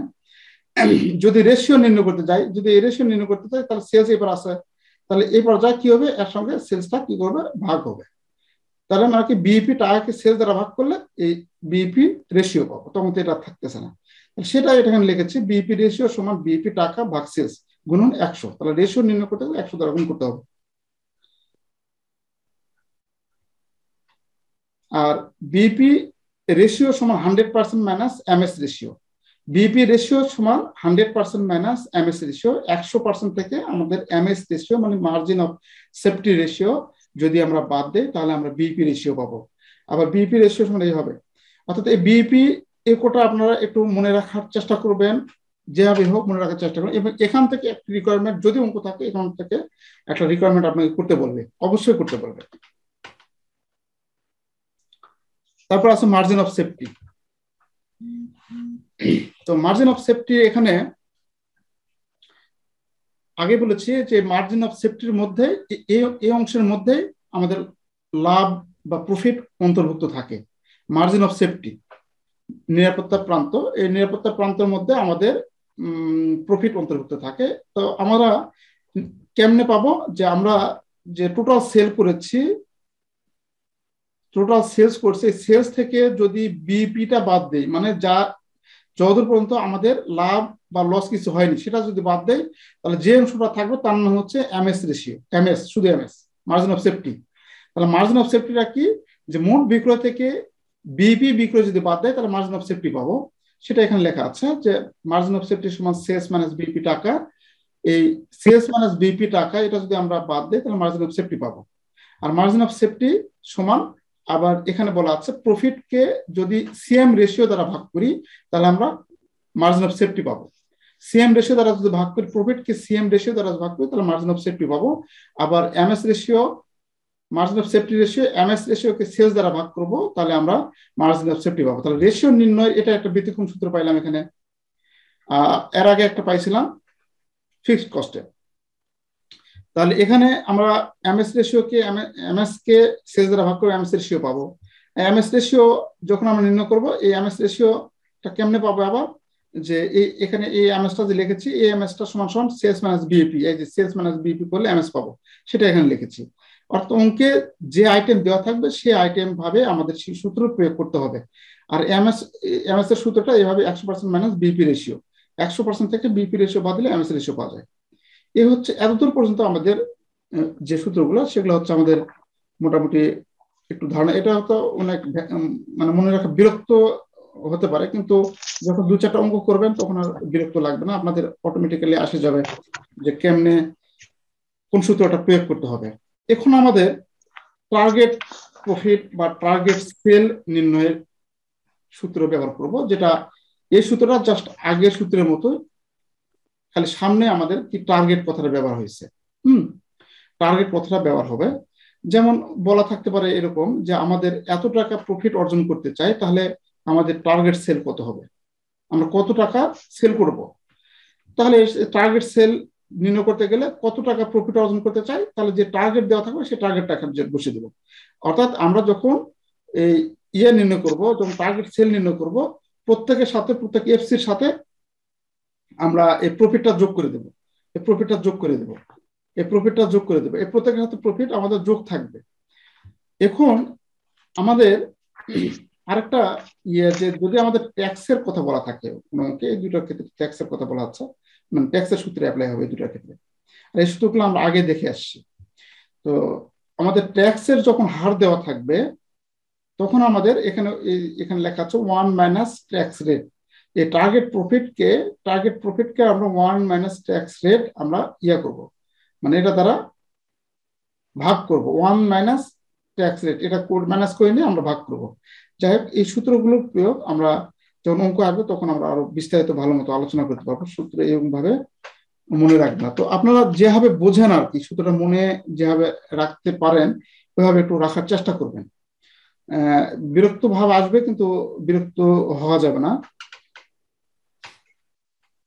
এখন আমরা আরেকটা বিষয় নিয়ে আলোচনা করবো, সেটি হচ্ছে আমরা প্রথমে একটা চার্ট দেখবো। এখানে আমাদের একটা গ্রাফ দেখবো, গ্রাফ দেখার পর আমরা অঙ্কে যাব।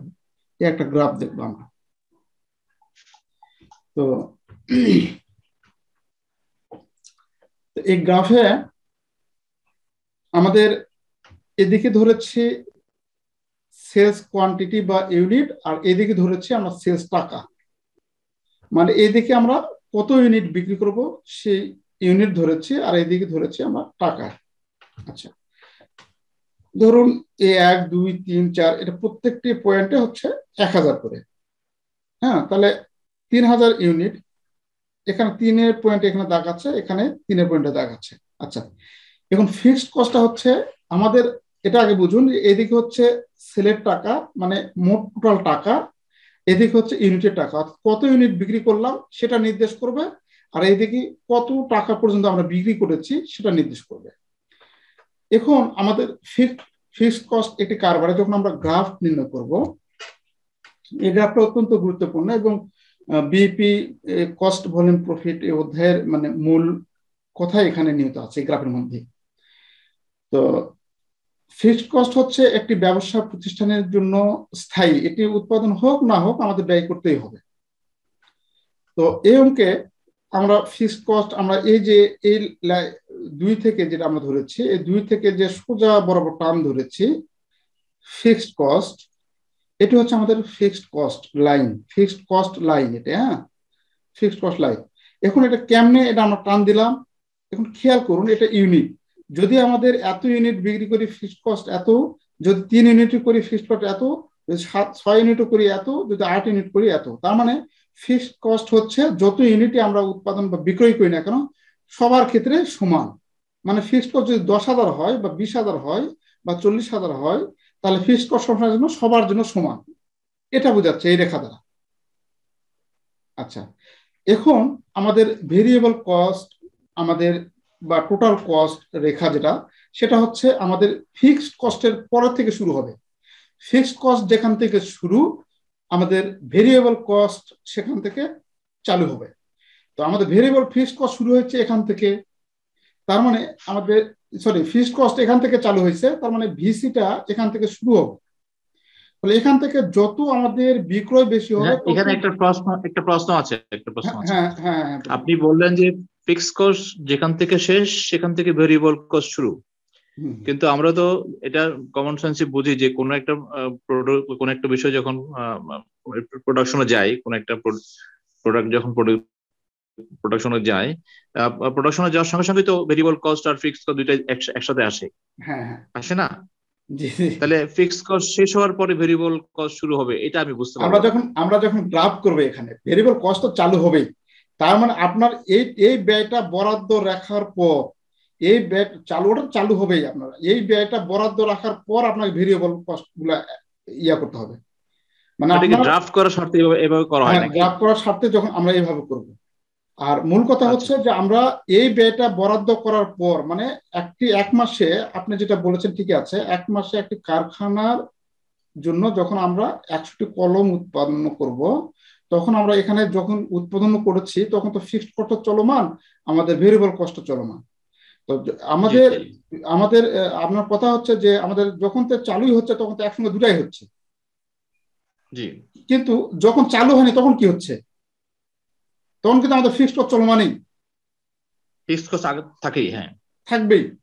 তাহলে যখন এর সঙ্গে যে ভেরিয়েবল যেটা আসবে সেটা ফিক্সড কস্টের 10,000 টাকা সঙ্গে এটার সঙ্গে যোগ হবে, কত কত কি করছি, বুঝতে পেরেছেন? যে এই জন্য ফিক্সড কস্টের যে প্রান্তটা, সেই ফিক্সড কস্টের প্রান্ত থেকে আমাদের যে ভেরিয়েবল কস্ট থাকবে সেটা চালু হবে। আর সেই খরচগুলো অ্যাড করবো, গ্রাফ করার সাথে এটা করেছি, মানে এইভাবে করতে হবে যে আমাদের ফিক্সড কস্টের যে লাইনটা এখানে থাকবে, এখানে যে ফিক্সড কস্টের যে শুরু, ফিক্সড কস্টের যে এখানে যে শুরুটা হয়েছে এই শুরু শেষ পর্যন্ত একই থাকবে। তো আর এখান থেকে যে ইয়েটা হয়েছে এখান থেকে চালু হবে আমাদের ভেরিয়েবল কস্ট, এভাবে যাবে। কিন্তু এটা তো যেতে পারতো এইভাবেও, এটা যেতে পারতো এইভাবেও, এটা যেতে পারতো এইভাবেও, কিন্তু আমরা ওইভাবে কেন করেছি? আমাদের বিইপি যে নির্ণয় করতে হবে, বিইপি সেলস, সেই বিইপি সেলসের পয়েন্ট বা কেন্দ্রবিন্দু আমাদের নির্ণয় করতে হবে। সাপোজ এই অঙ্কে আমরা দেখেছি যে এখানে টাকায় 40,000, মানে প্রত্যেকটা 40,000, এটা 80,000, এটা হচ্ছে মানে 40,000 গুণ করতে হবে, 40, 80, 1,20,000। তাহলে এটা 1,20,000 টাকা আমরা বিক্রি করেছি। 1,20,000 টাকায় এটা আমরা বিক্রি করেছি, এটি বিক্রি নির্দেশ করবে কত ইউনিট। এখানে ইউনিট ধরুন 1,000, এখানে হাজারের কথা লেখা নাই, ইউনিটের কথা অঙ্কে বলা ছিল না হয়তো, 1,000, 2,000, 3,000, ধরুন এটা 3,000 ইউনিট। তাহলে 3,000 ইউনিট আমরা বিক্রি করেছি কত টাকায়? 1,20,000 টাকায় বিক্রি করেছি। তাহলে আমরা একটা যখন স্কেল দিয়ে যখন 3,000 বরাবর গ্রাফে যখন এভাবে দাগাবো, এভাবে চলে যাবে, এবং আমাদের এই 1,20,000 বরাবর আমরা 1,20,000 যে ভ্যালু আসে, আপনারা যে ভ্যালু ধরবেন 1,20,000 বরাবর যে ভ্যালু আসবে সেটা বরাবর টানবেন। টানার পর এটা বরাবর আমাদের এরকম হবে, মানে স্কোয়ার সিস্টেম হবে, বরাবর স্কোয়ার হবে। স্কোয়ার বলতে এরকম হয়, একটু উঁচু উঠবে, মানে এরকম চারকোনা হবে। কখনো এরকম হবে না যে এটা এইদিকে গেছে আবার এটা এইদিকে আসবে, এরকম হবে না, বরাবর এরকম সোজা হবে বরাবর যখন গ্রাফ করবেন। আচ্ছা, তার মানে এই যে এখান থেকে ইউনিটের যে পয়েন্টটা উঠলো, এখানে এই যে পয়েন্টটা দেখতেছেন নীল পয়েন্ট, এই পয়েন্টটা এখানে হয়েছে, মানে ছেদ হয়েছে, আর এখানে আমাদের বিক্রয়ের যেটা নিচ্ছি সেটা আমাদের, অর্থাৎ এই পয়েন্টে আমাদের সবগুলো ছেদ হয়েছে, যে আমাদের ইউনিটের রেখাও এখানে গিয়েছে, আবার সেলের রেখাও এখানে গিয়েছে। এখন আপনারা যে এই ফিক্সড কস্ট যেটা, সেটা তো আগেই আপনারা টানবেন, এই লাইনটা তো আগেই টানবেন। এখন আমাদের বিক্রয় শুরু হবে 0 থেকে। 0 থেকে আমরা যে এই যে বিইপি যে পয়েন্টটা পাবো, সেই বিইপির পয়েন্ট বরাবর ধরে আমরা একটা লাইন টানবো, এই যে সবুজ লাইনটার নাম হচ্ছে সেলস। আর আমরা যে এই যে গোলাপি একটা আছে ভেরিয়েবল কস্ট, তো এই লাইনটা হচ্ছে ফিক্সড কস্টের, এখান থেকে এই বিইপির যে পয়েন্টটা, এই বিইপির পয়েন্টটা থেকে আমরা বরাবর ধরে আমরা এটা সোজা করে টানবো, এটার নাম হচ্ছে টোটাল কস্ট রেখা বলে, টোটাল কস্ট। আচ্ছা, এখন আমরা এই রেখাটা কেমনে পাইলাম, এটা আন্দাজ মতো ধরলাম না, এটা আমরা অঙ্কে বের করব। বিইপি সেলস কত, ইউনিট কত। বিইপি সেলস আমরা হয়তো বিইপি টাকা বের করলেন, অঙ্কে বের করব বিইপি ক্যালকুলেশন করে বিইপি টাকা বাড়াবে 1,20,000 সাপোজ, আর বিইপি ইউনিট বাড়াবে 3,000। এটা ক্যালকুলেশন করে বের করতে হবে, হ্যাঁ, বা বের হয়েছে হয়তো। তাহলে যখন 3,000 বাড়াবে, তাহলে এটা প্রত্যেকটা পয়েন্ট হচ্ছে 1000 করে ধরলে, তাহলে এখানে 1000, 2000, 3000, তাহলে 3 বরাবর আমরা এরকম ভাবে সোজা ঘর টানবো।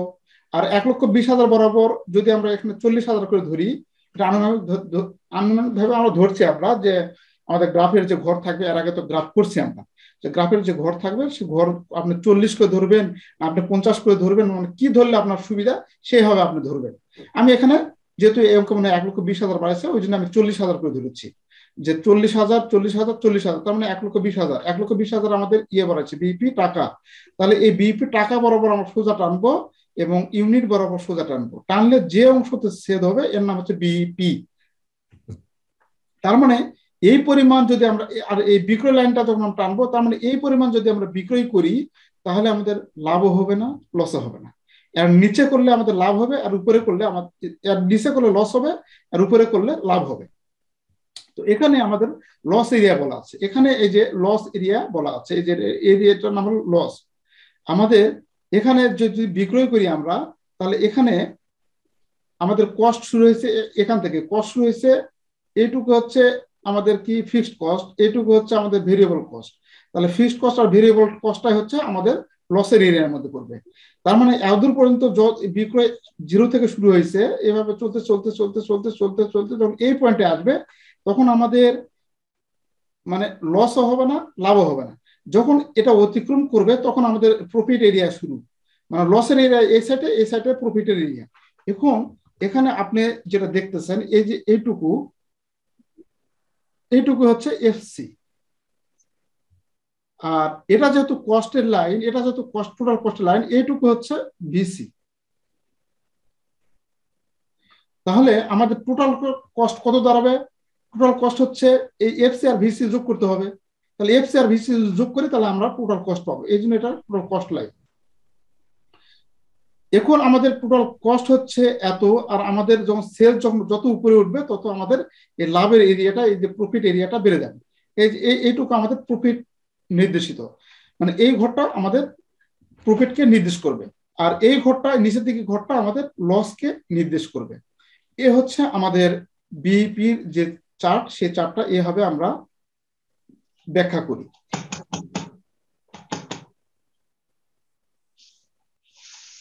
তো এখন এই চার্টটা আপনারা তখন আরো বেশি ক্লিয়ার হবেন, যখন একটা কোনো অঙ্কের মাধ্যমে করতে বলবে, তখন আপনারা বেশি ক্লিয়ার হয়ে যাবেন। এখন আমরা একটা অঙ্ক দেখি।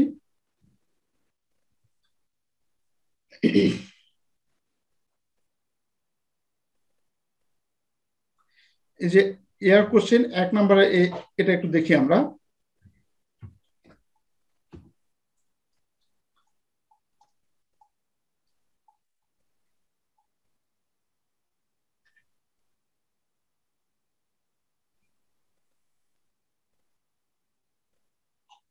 আচ্ছা, এখানে বলা আছে 1 নম্বরে, ইন 2009 ম্যানেজার স্যালারি ওয়াজ টাকা 2 লক্ষ, রেন্ট হচ্ছে 80,000, ম্যাটেরিয়াল কস্ট হচ্ছে 5 টাকা পার ইউনিট, লেবার টাকা 3 per unit, other variable expense টাকা 2 per unit, sales per unit টাকা 16। এখন এখানে একটি বিষয় খেয়াল করুন, যে 2009-এ ম্যানেজার স্যালারি হচ্ছে কত, 2 লক্ষ টাকা। এখানে কিন্তু পার ইউনিট দেওয়া নাই। আর ভেরিয়েবল কস্ট আর ফিক্সড কস্ট চেনার একটা উপায় হচ্ছে, আপনার যখন পার ইউনিট দেওয়া থাকবে তখন বুঝবেন যে এটা হচ্ছে ভিসি, ভেরিয়েবল কস্ট। হ্যাঁ, তো ম্যানেজার স্যালারি আমাদের দিতে হবে, আমাদের ইয়ে হোক না হোক আমাদের দিতে হবে। রেন্ট আমাদের ভাড়াটা অবশ্যই দিতে হবে, আমাদের উৎপাদন হোক বা বিক্রয় হোক না হোক আমাদের দিতে হবে, তার মানে এটা ফিক্সড। আর ম্যাটেরিয়াল কস্ট 5 টাকা পার ইউনিট, এটা হচ্ছে ভেরিয়েবল, মানে যত উৎপাদন করব তত বেশি কস্ট বেড়ে যাবে, এটা হচ্ছে ভেরিয়েবল। তবে লেবার কস্ট পার ইউনিট, মানে যত ইউনিট উৎপাদন করব তত আমাদের লেবার কস্ট দিতে হবে, এটা হচ্ছে ভেরিয়েবল। তারপরে ভেরিয়েবল এক্সপেন্স দেওয়া আছে কত, 2 টাকা পার ইউনিট, প্রত্যেক ইউনিটে আমাদের ভেরিয়েবল কস্ট দিতে হবে 2 টাকা, এটাও হচ্ছে ভেরিয়েবল বলাই আছে।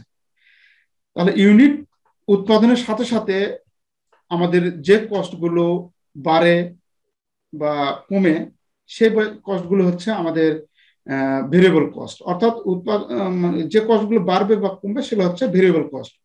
আচ্ছা, সেলস হচ্ছে দেওয়া আছে 16। আচ্ছা, সেলস দেওয়া আছে কত, 16 পার ইউনিট, এক ইউনিটে 16 আমাদের 16 টাকা করে বিক্রি করতে পারবো। আচ্ছা, তারপর বলা আছে 2009, এটা বলা আছে, সরি 2009 এর তথ্য এটা। এখন বলা আছে in 2010 manager salary and labour cost increase by 10%। Manager salary এবং লেবার কস্ট ইনক্রিজ করতে বলছে 10% দ্বারা। এখানে ম্যানেজার স্যালারি কত, এখানে ম্যানেজার স্যালারি হচ্ছে 2 লক্ষ টাকা, আর লেবার কস্ট কত, লেবার কস্ট হচ্ছে 3 টাকা। এটা বাড়াইতে বলছে 2010-এ এসে, যে ম্যানেজারের বেতন বেড়ে যাবে এবং আমাদের লেবার কস্ট, যে লেবার আছে সে লেবারের দাম দিতে হবে আরো 10% বেশি করে। বাট ম্যাটেরিয়াল কস্ট ডিক্রিজ, কিন্তু এই যে ম্যাটেরিয়াল মানে কাঁচামালের যে দাম 5 টাকা ছিল সেটা এখন 12% কমে যাবে। আচ্ছা, all other information remain the same, অন্যান্য সকল ইনফরমেশন গুলি একই থাকবে, অন্যান্যগুলো যেগুলো আছে সেগুলো সব একই থাকবে। এখানে বলছে যে 1 নম্বর বলছে ক্যালকুলেট বিইপি ফর 2010 এর বিইপি নির্ণয় করতে বলছে। আর 2 নম্বর বলছে how many unit to be sold to make a profit of টাকা 1 লক্ষ ইন ইয়ার 2010। 2010 এর আমাদের বিইপি নির্ণয় করতে বলছে।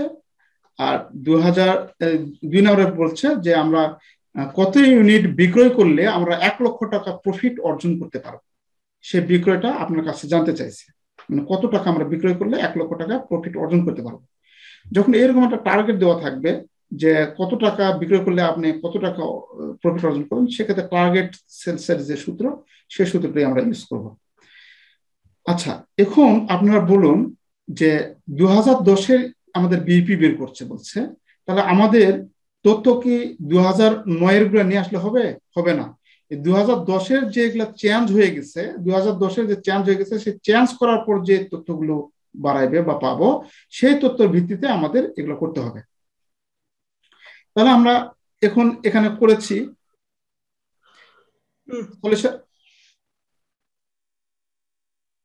কিছু বললেন? আচ্ছা আচ্ছা, এখন আমরা এখানে যে সলিউশনে করেছি একটু খেয়াল করুন, যে calculation of fixed cost and variable cost. আমাদের মূলত তো এখানে পরিবর্তন হয়ে গিয়েছে, মানে এখানে পরিবর্তনশীল ব্যয় তো দুটাই, এর আগে বলেছি ব্যয় দুটাই, এখানে একটা হচ্ছে ফিক্সড আর হচ্ছে ভেরিয়েবল। তো এখানে ইনক্রিজ হয়েছে লেবার আর হচ্ছে ম্যানেজার স্যালারি, কারণ খরচ আমাদের এখানে ইনক্রিজ হয়েছে, আবার এখানে খরচই ডিক্রিজ হয়ে গেছে, ম্যাটেরিয়াল কস্টটা ডিক্রিজ হয়েছে, মানে খরচ বেড়ে গেছে এবং খরচ কমে গেছে। কত বেড়ে গেল এবং কত কমে গেল সেটা আমরা করব, মানে বেড়ে গিয়ে কত হলো এবং কমে গিয়ে কত হলো সেটা নির্ণয় করব। নির্ণয় করার পর আমরা বিইপি সেলস ইউজ করবো, অর্থাৎ 2010-এর আমরা ক্যালকুলেশন করে আমরা বের করব খরচ কত হয়েছে কত কি হয়েছে। আচ্ছা, তো আমরা ফিক্সড কস্ট এবং ভেরিয়েবল কস্ট ব্যবহার করব। ফিক্সড কস্টটা হচ্ছে কি আমাদের ম্যানেজারের স্যালারি। ম্যানেজারের স্যালারি হচ্ছে আমাদের দিতে হবে কত, 2 লক্ষ টাকা। 2 লক্ষ টাকা আমরা এখানে 2010-এর ক্যালকুলেশন করছি, 2 লক্ষ টাকা যোগ এর সঙ্গে ইনক্রিজ করতে বলছে কত, 10%। তাহলে 10% যদি ইনক্রিজ করি আমরা, তাহলে 2 লক্ষ, এখানে লেখা আছে 10% ইনক্রিজ ইন 2010-এর 10% আমরা বৃদ্ধি করতে হবে। তাহলে 2 লক্ষের 10% আমরা বৃদ্ধি করব কত, 20,000। তাহলে 2 লক্ষ ছিল, 20,000 বৃদ্ধি করতে হবে, তাহলে মোট হবে কত, 2,20,000। এটা কোন সালে? 2010 সালে।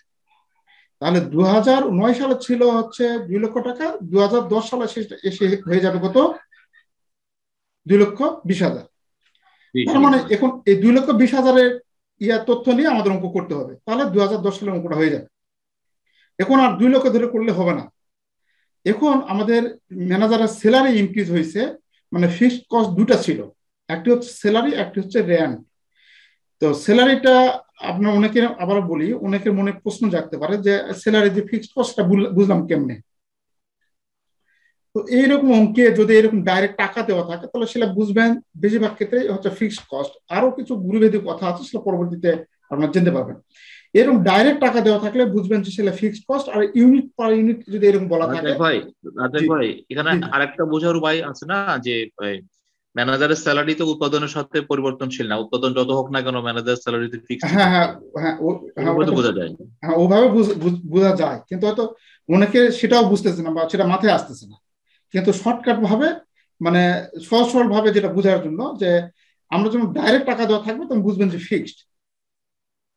এটা একটু আর কি শর্টকাট টেকনিক আর কি। আর রেন্ট মানে হচ্ছে ভাড়া, গুদাম ঘরের ভাড়া। উৎপাদন হোক না হোক আমাদের গুদাম ঘরে ভাড়া দিতে হবে, উৎপাদন হোক না হোক আমাদের ম্যানেজারের বেতন দিতেই হবে। এভাবে মানে মূল গোড়ার কথা এটা। হ্যাঁ, এটা হচ্ছে গোড়ার কথা। আর যদি সহজ সরল বা কেউ হয়তো এটাও মাথায় আনতেছে না, সেই ক্ষেত্রে আমি বলতেছি যদি এরকম ডাইরেক্ট টাকায় দেওয়া থাকে তাহলে বুঝবেন যে ফিক্সড। আর পার ইউনিট বলা থাকলে বুঝবেন যে ভেরিয়েবল, কোনো কথা নেই, পার ইউনিট থাকলে ভেরিয়েবল। আচ্ছা, তাহলে এখানে আমরা ফিক্সড কস্ট দুইটা আছে, দুইটার মধ্যে একটার কথা বলা আছে যে একটা বেড়ে গিয়েছে। তাহলে আমরা স্যালারি বেড়ে গিয়েছে কত, 10%। সে 10% আমরা এখানে লিখেছি 20,000 টাকা। আর রেন্ট আমাদের ফিক্সড আছে, কোনো পরিবর্তন হয়নি, রেন্ট 20,000 লিখেছি। তাহলে মোট আমাদের ফিক্সড কস্ট হচ্ছে কত, আমাদের 3 লক্ষ টাকা। এটা হচ্ছে কোন সালে, 2010 সালে। সেই ফিক্সড কস্ট আমরা বের করেছি 3 লক্ষ। এখন আমরা নির্ণয় করবো ভেরিয়েবল কস্ট। যে ভেরিয়েবল কস্ট আমাদের পার ইউনিট যেগুলো দেওয়া আছে সেগুলো সবগুলা, যেগুলো মানে যেগুলা বেড়ে গিয়েছে বা যেগুলো কমিয়ে গিয়েছে সেগুলো কম বেশি করে আমরা টোটাল করব। এখন ম্যাটেরিয়াল কস্ট আছে ছিল আমাদের 5 টাকা। অঙ্কে একটু খেয়াল করুন, শীটটাও দেখুন।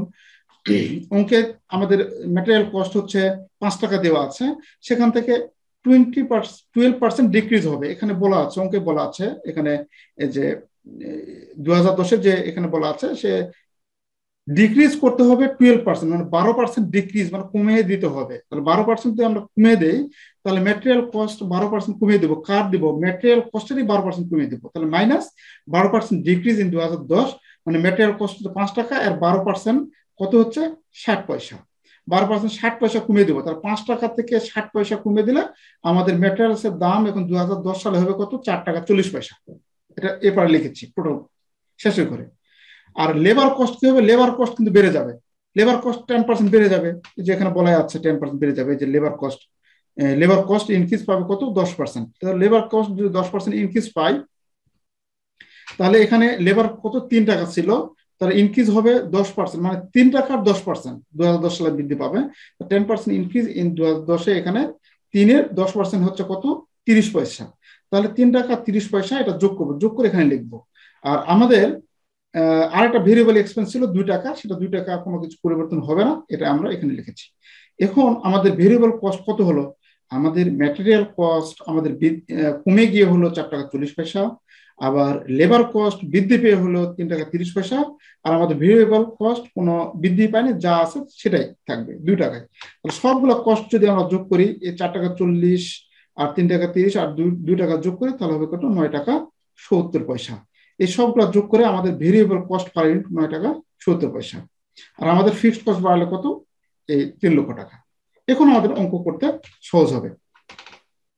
এখন আরেকটা ওয়ার্কিং এটা করে নিতে হবে আমাদের, যে কন্ট্রিবিউশন পার ইউনিট, বা এটা পরে ভাবে করা যায়, কন্ট্রিবিউশন পার ইউনিট। তাহলে প্রতি ইউনিটের কন্ট্রিবিউশন কত হবে, প্রতি ইউনিটের কন্ট্রিবিউশন কত হবে।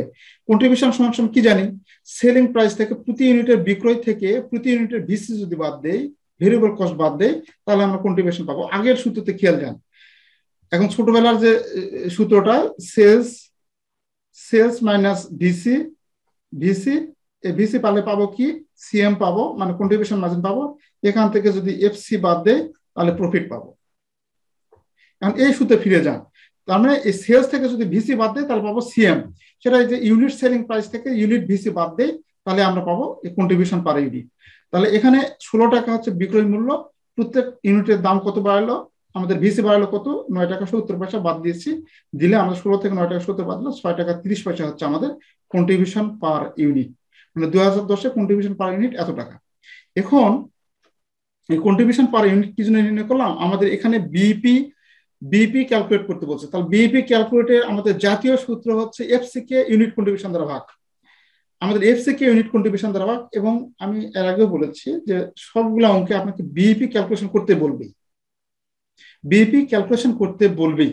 তাহলে এফসি কে আমরা ইউনিট কন্ট্রিবিউশন দ্বারা ভাগ করবো, বিপি ইউনিটস পাবো। তাহলে বিপি ইউনিটস মানে এফসি বা ইউনিট কন্ট্রিবিউশন এই যে বের করলাম 6 টাকা 30 পয়সা, এই যেটা বের করলাম এই 6 টাকা 30 পয়সা। তাহলে এখানে এফসি কত বাড়াইলো, এফসি বাড়াইলো যে 3 লক্ষ, যেটা বের করলাম একটু আগে 2010 যে ইনফরমেশন আমরা বের করলাম, এই যে 3 লক্ষ,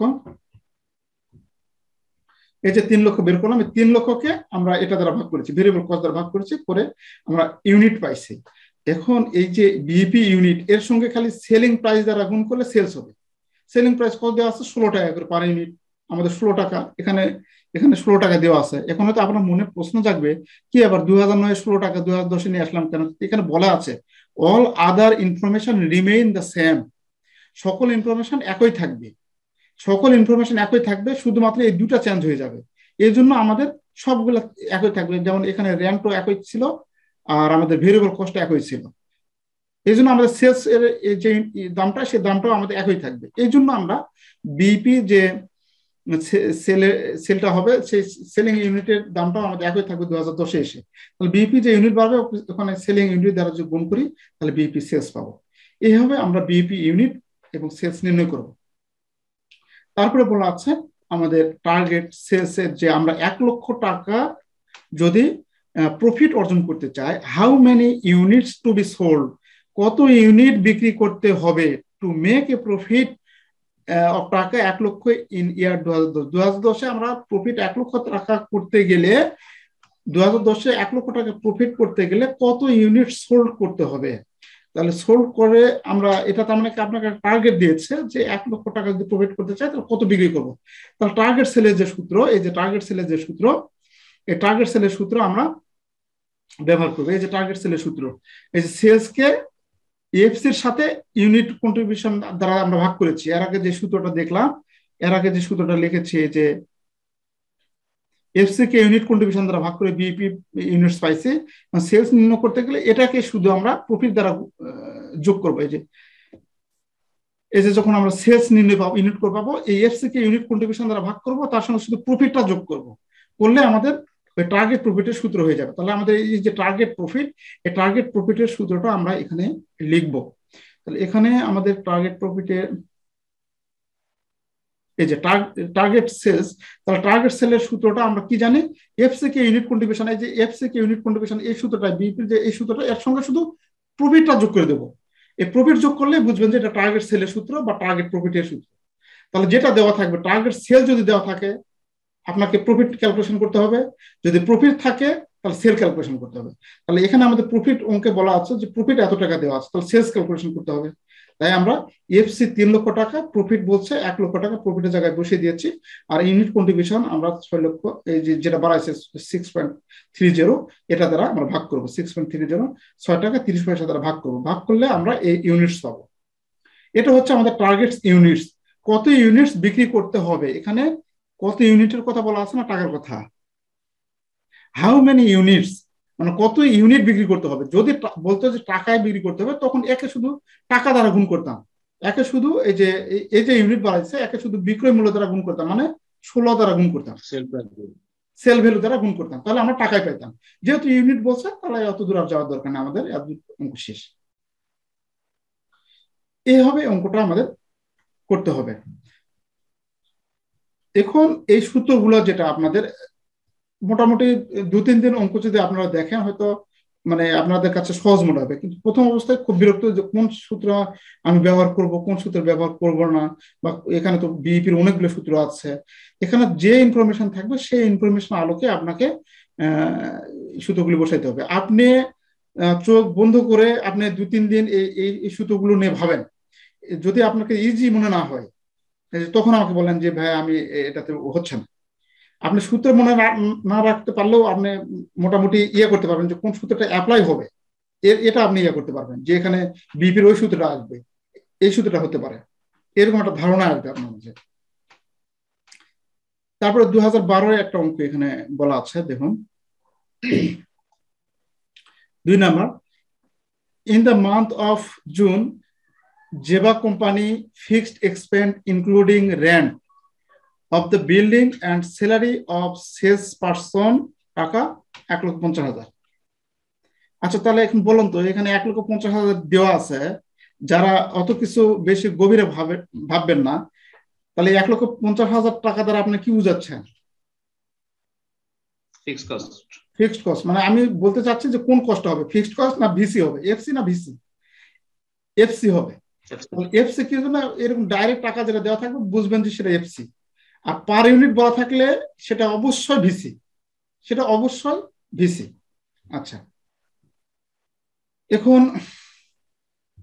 তাহলে এখানে আমাদের বলা আছে যে জেবা কোম্পানি ফিক্সড এক্সপেন্সটা হচ্ছে, এখানে বলে দেওয়া আছে আবার ফিক্সড এক্সপেন্স ইনক্লুডিং রেন্ট সহ ফিক্সড এক্সপেন্স হচ্ছে, মানে including rent of the building এর রেন্ট সহ ফিক্সড কস্ট হচ্ছে আমাদের including building rent and salary, মানে সেলস পার্সন স্যালারি এবং বিল্ডিং এর ভাড়া সহ ফিক্সড কস্ট হচ্ছে কত? 1,50,000।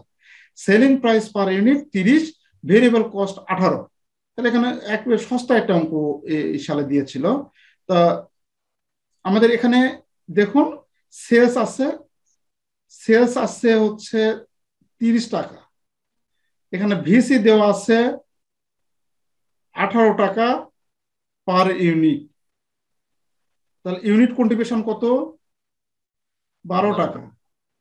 এটা হচ্ছে সিএম, এটা হচ্ছে 1 ইউনিটের সিএম। আর ফিক্সড কস্ট আমাদের দেওয়া আছে, টোটাল দেওয়া আছে 1,50,000 টাকা, এটা টোটাল দেওয়া আছে। তাহলে আমাদের এখন কি করতে বলছে, এখানে break even point. Break even পয়েন্টের জাতীয় সূত্রটা কি, এটা আপনি বুঝবেন। জাতীয় সূত্র বলতে আপনি এটাই বুঝবেন যে এফসি ভাগ ইউনিট কন্ট্রিবিউশন, তাহলে ইউনিট পাবেন। ইউনিট কন্ট্রিবিউশন দ্বারা ভাগ মানে আপনি ইউনিট পাবেন। তাহলে এফসি কত আছে? এফসি আছে 1,50,000, আর ইউনিট কন্ট্রিবিউশন কত বের করলাম আমরা? 12। 12 দ্বারা ভাগ করব, এখানে সেটা করেছি। ইউনিট কন্ট্রিবিউশন এখানে আলাদাভাবে করছি। হেয়ার ইউনিট কন্ট্রিবিউশন সমান সেলস মাইনাস ভিসি সমান কত? 30 থেকে 18 বাদ দিয়েছি, সমান কত? 12। সে 12 দ্বারা আমরা ভাগ করেছি। এখানে এফসি কে 1,50,000 টাকাকে 12 দ্বারা ভাগ করে যেটা পাবো সেটা হচ্ছে আমরা ব্রেক ইভেন ইউনিট পাবো। কিন্তু এখানে বলা আছে ব্রেক ইভেন ইউনিট এন্ড টাকা। তার টাকা পাঠাতে গেলে কি করব? ইউনিটকে শুধু সেলস দ্বারা ভাগ করব। সেলস কত করে বিক্রি করছে? 30 টাকা করে। এই যে 30 টাকা করে প্রতি ইউনিট সেল, তাহলে আমাদের টাকা পাবো সেলস দ্বারা গুণ করলে। তাহলে বিপি, এখানে বিপি টাকা কখন পাবো? যে বিপি ইউনিটস থাকবে, ইউনিটসকে যদি আমরা এই যে 12,512 ইউনিট ক্যালকুলেশন করে 12,500 কে যদি 30 দ্বারা গুণ করি তাহলে আমরা টাকা পাবো। এখন 2 নম্বর বলছে what is the contribution margin? What is the contribution margin? Contribution margin এখানে নির্ণয় করতে বলছে। তাহলে কন্ট্রিবিউশন মার্জিন কেমনে পাবো? এটা কোনটা? কন্ট্রিবিউশন মার্জিন কত বাড়ালো? এখানে 12 টাকা বাড়াইছে প্রতি ইউনিটের, মানে 1 ইউনিটের কন্ট্রিবিউশন বাড়াচ্ছে 12 টাকা।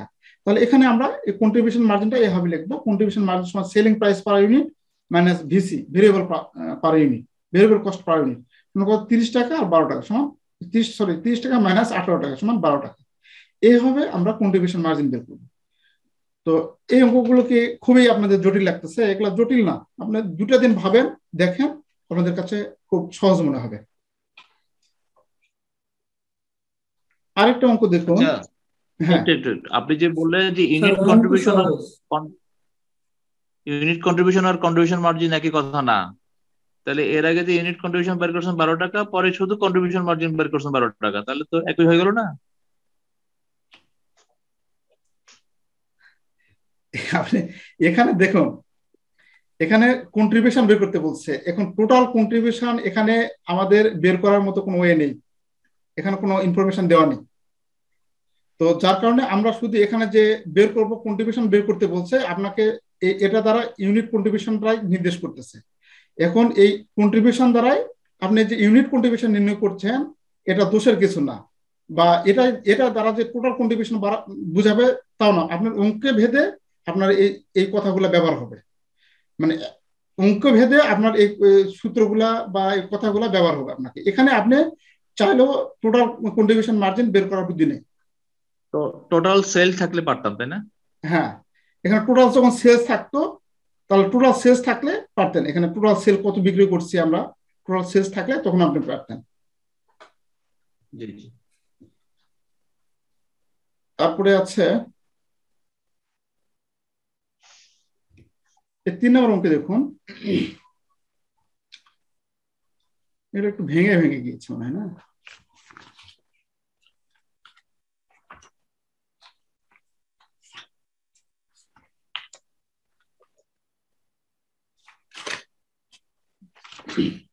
এখন এখানে বলা আছে নেট সেল দেওয়া আছে, ভেরিয়েবল কস্ট দেওয়া আছে, ফিক্সড কস্ট দেওয়া আছে। গুরুত্বপূর্ণ 3টি তথ্য আপনাকে এখানে দেওয়া আছে। তো গুরুত্বপূর্ণ 3টি তথ্য এখানে দেওয়া আছে। এই 3টি তথ্যের আলোকে আপনাকে ব্রেক ইভেন সেলস ইন টাকা বের করতে হবে, তারপর আছে পিভি রেশিও বের করতে হবে, এনপি রেশিও বের করতে হবে, মানে নেট প্রফিট রেশিও বের করতে হবে, তারপর আছে draw a break even chart showing profit and loss area. Profit and loss area দেখিয়ে আপনাকে ব্রেক ইভেন চার্ট তৈরি করতে হবে, যেটা এর আগে যে গ্রাফটা দেখলাম ওইরকম ভাবে আমাদের করতে হবে। তো প্রথমে আমাদের ব্রেক ইভেন সেলস, এখন এই ব্রেক ইভেন সেলস যখন নির্ণয় করব, যদি আমরা ইউনিট বের করতে চাই, বিইপি ইউনিট বের করতে চাই, তাহলে ইউনিট কন্ট্রিবিউশন দ্বারা ভাগ করব। আর যদি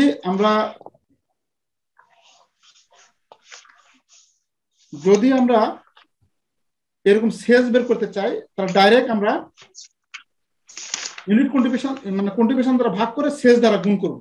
অর্থাৎ এখানে আমাদের যদি সেলস প্রাইস দ্বারা এর আগে যেটা বের করলাম, যে এই যে এর আগে যেটা দেখলাম যে আমাদের বিইপি যে টাকাটা বের করব, সেখানে বিইপি মূল্য দ্বারা সেলস প্রাইস দ্বারা ভাগ গুণ করলে আমাদের ইউনিটের মূল্য বাড়াবে। এখানে যেহেতু টোটাল দেওয়া আছে, এখানে কিন্তু ইউনিট আকারে দেওয়া নেই, তখন আপনাকে টোটাল এফসি কে টোটাল কন্ট্রিবিউশন দ্বারা ভাগ করতে হবে, টোটাল কন্ট্রিবিউশন ভাগ করে আবার টোটাল সেল দ্বারা গুণ করতে হবে, তাহলে আপনি সেলস পাবেন।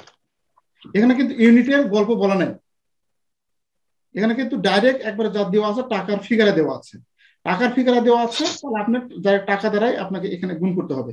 এখানে ইউনিটের কোনো কিছু বলা নেই, তাহলে এখানে আপনার ইউনিট চাইলেও আপনি ইউনিট কি বের করতে পারবেন? এখানে তো ইউনিট বের করা যাবে না। তো এখানে আমাদের সেলস করতে হচ্ছে, তাহলে কি বিইপি সেলস হচ্ছে ফিক্সড কস্টকে আমরা ইউনিট কন্ট্রিবিউশন না, শুধু কন্ট্রিবিউশন দ্বারা ভাগ করব। কন্ট্রিবিউশন সমান কি জানি, এখানে কন্ট্রিবিউশন সেলস মাইনাস ভিসি, তো সেলস মাইনাস ভিসি সমান কত হচ্ছে 1 লক্ষ।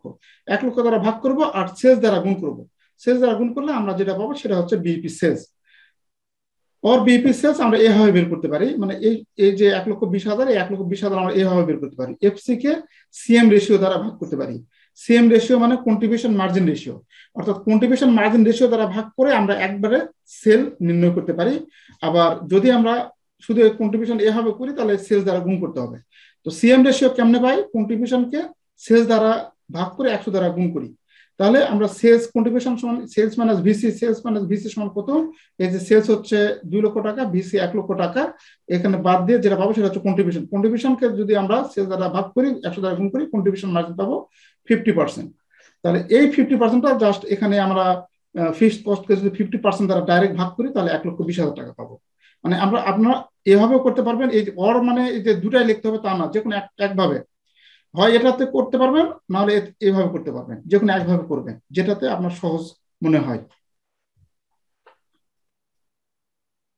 এখন বলছে পিভি রেশিও যদি আমরা নির্ণয় করি, এই যে পিভি রেশিও বা সিএম রেশিও এই যে নির্ণয় করলাম আমরা, এই যে এটা হচ্ছে জাস্ট পিভি রেশিও।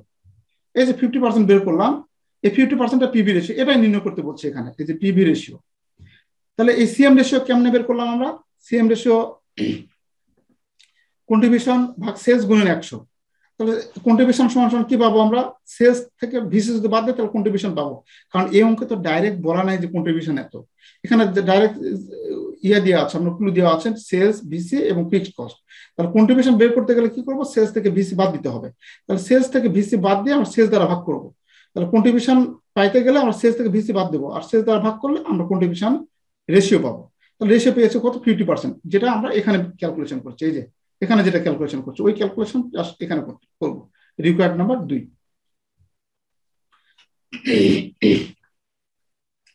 এখন তারপর বলছে নিট প্রফিট রেশিও।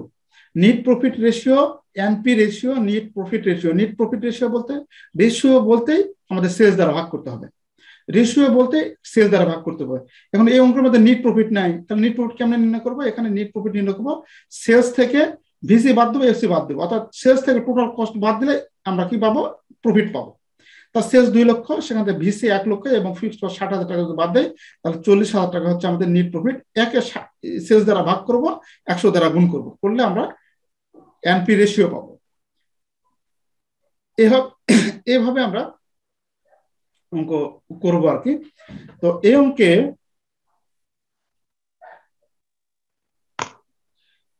আমাদের চার্ট নির্ণয় করতে বলছে, যে চার্টটা একটু আগে আমি আপনাদের বললাম। এই অঙ্কে draw a break even chart showing profit and loss area.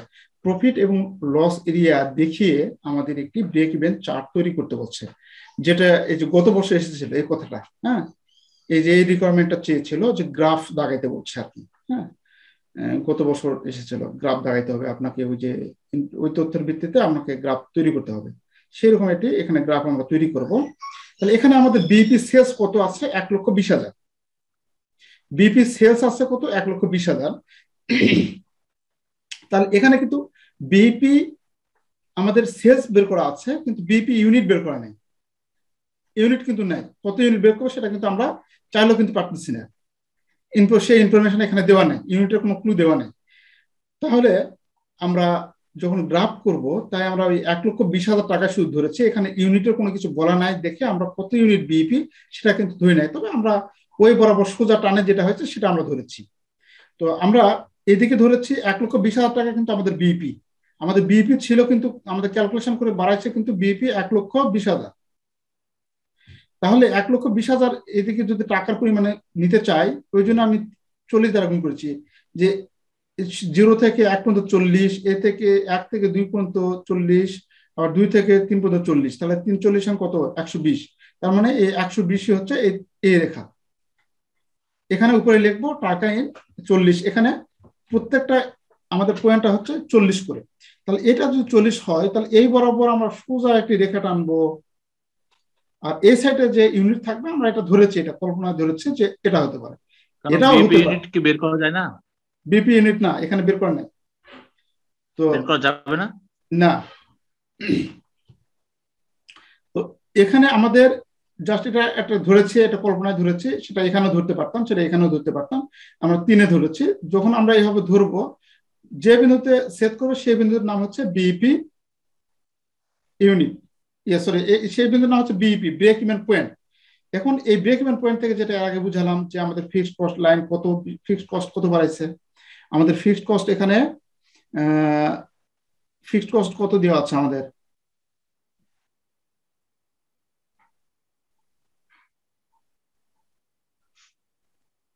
Fixed cost দেওয়া আছে 60,000। তো আমাদের এখানে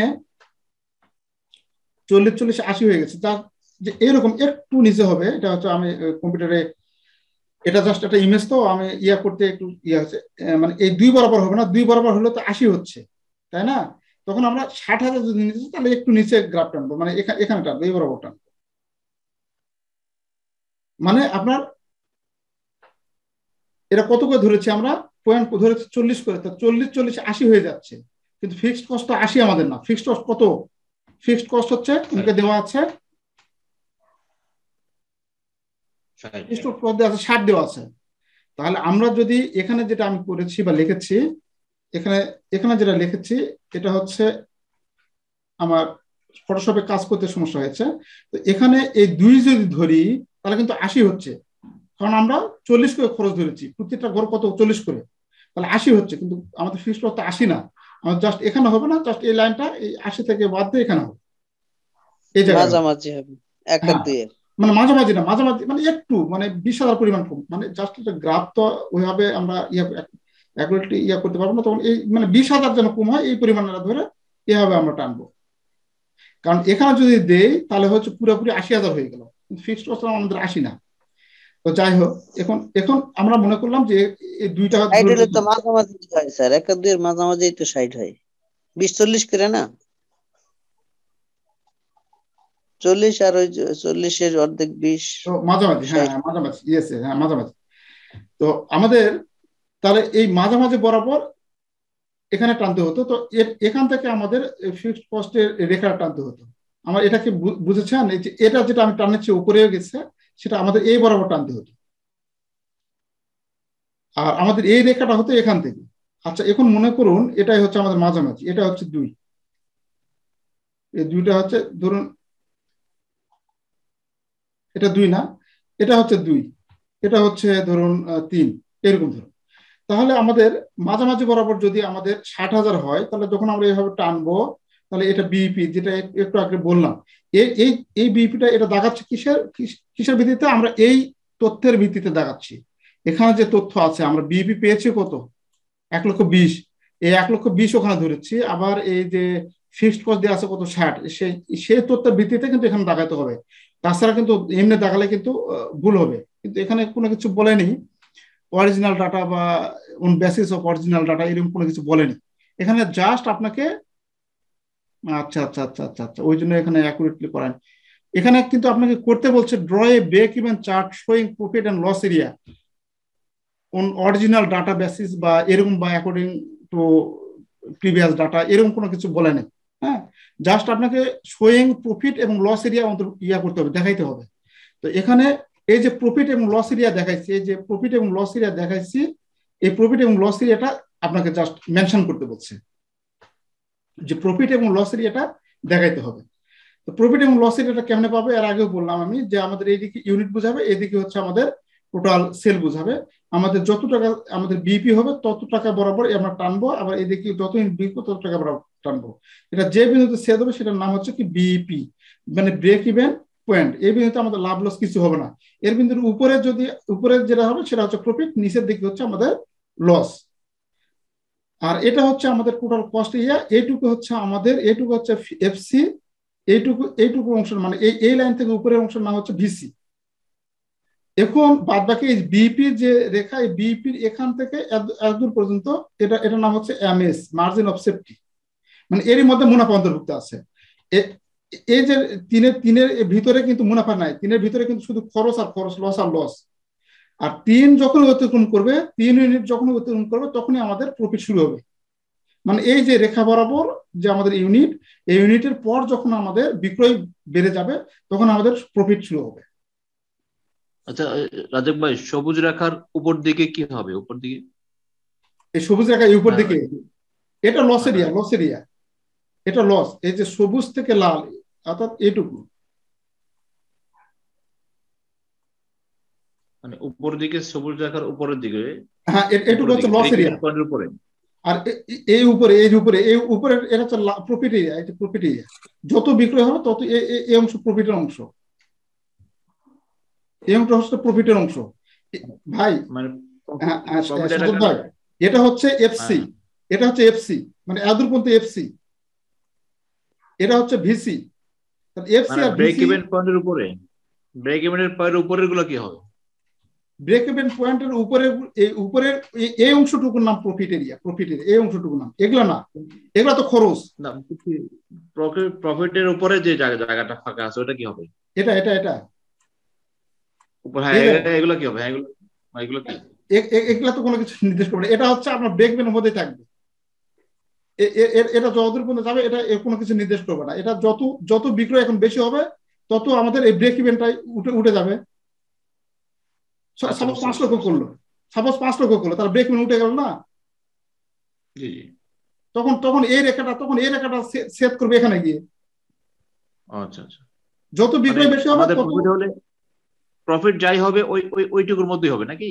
হ্যাঁ, এই চিবার মধ্যে যেমন সেটা প্রফিট, আর এই অংশের মধ্যে এই চিবার মধ্যে লস যা হবে এই চিবার মধ্যে হবে না? এই চিবার মধ্যে হবে, হ্যাঁ। এটা হচ্ছে গ্রাফের এক মূল কথা। জি জি। তো এই হচ্ছে আমাদের মোটামুটি আমাদের এই অধ্যায়ের আলোচনা। এখন এরপরে যেটা আছে আমাদের কিছু হাইজেনিক অঙ্ক আছে। হ্যাঁ, 12টা বাজছে। আমাদের কিছু হাইজিনিক আজকের মতো স্যার ভাই আজকের মতো এটা থাক, কালকে আমাদের স্যার মেশিনে কাজ করতেছে না স্যার। ভাই এটা এটা একটু আপনারা দেখবেন, মানে সমস্যা অনেক তৈরি হবে, কিন্তু ধৈর্য হারা হবেন না, একটু দেখবেন শীটগুলো। ফর্মুলাগুলো স্যার কঠিন, মনে রাখাটাই কঠিন। হ্যাঁ, এগুলা একটু মানে খুব হাইজেনিক অঙ্ক, এগুলা খুব মোটামুটি দামি। এখন যে অঙ্কগুলো আসে, আগে যে অঙ্কগুলো আসে এগুলো সহজ অঙ্ক এসেছিল, এখন যেগুলো অঙ্ক আসে এগুলো মোটামুটি একটু কঠিন অঙ্ক। কঠিন বললে কঠিন না, আপনি 2-3 দিন প্র্যাকটিস করলে ইনশাল্লাহ হয়ে যাবে, কারণ আপনারা খুব ভালো পারেন, এটা দেখলে হয়ে যাবে ইনশাল্লাহ। হয়তো অনেক হিজিবিজি লাগবে, কিন্তু অনেক হিজিবিজি না। আর অনেক কঠিন কঠিন জটিল জটিল অঙ্কগুলাই আমি এখানে দিয়েছি। সাজেক ভাই, সূত্র মাথায় থাকলে খুব সহজেই করা যায়, বলে দেন। হ্যাঁ, সূত্র মাথায় থাকলে ইনশাল্লাহ আপনারা খুব সহজে করতে পারবেন। তো আজকে এ পর্যন্ত রাখবো নাকি ভাই? জি জি জি। আগামীকাল ইনশাল্লাহ দেখা হবে। আপনারা যতদূর পারেন একটু দেখবেন, এটা নিয়ে যে পড়ে থাকতে হবে ওরকম না, কারণ ব্যাংকিং শেষে আপনার যতদূর পারেন একটু দেখবেন। তো আজকে এ পর্যন্ত ভাই, সবাই ভালো থাকবেন। ঠিক আছে, আচ্ছা জি, আসসালামু আলাইকুম। কালকে ক্লাস হবে নাকি?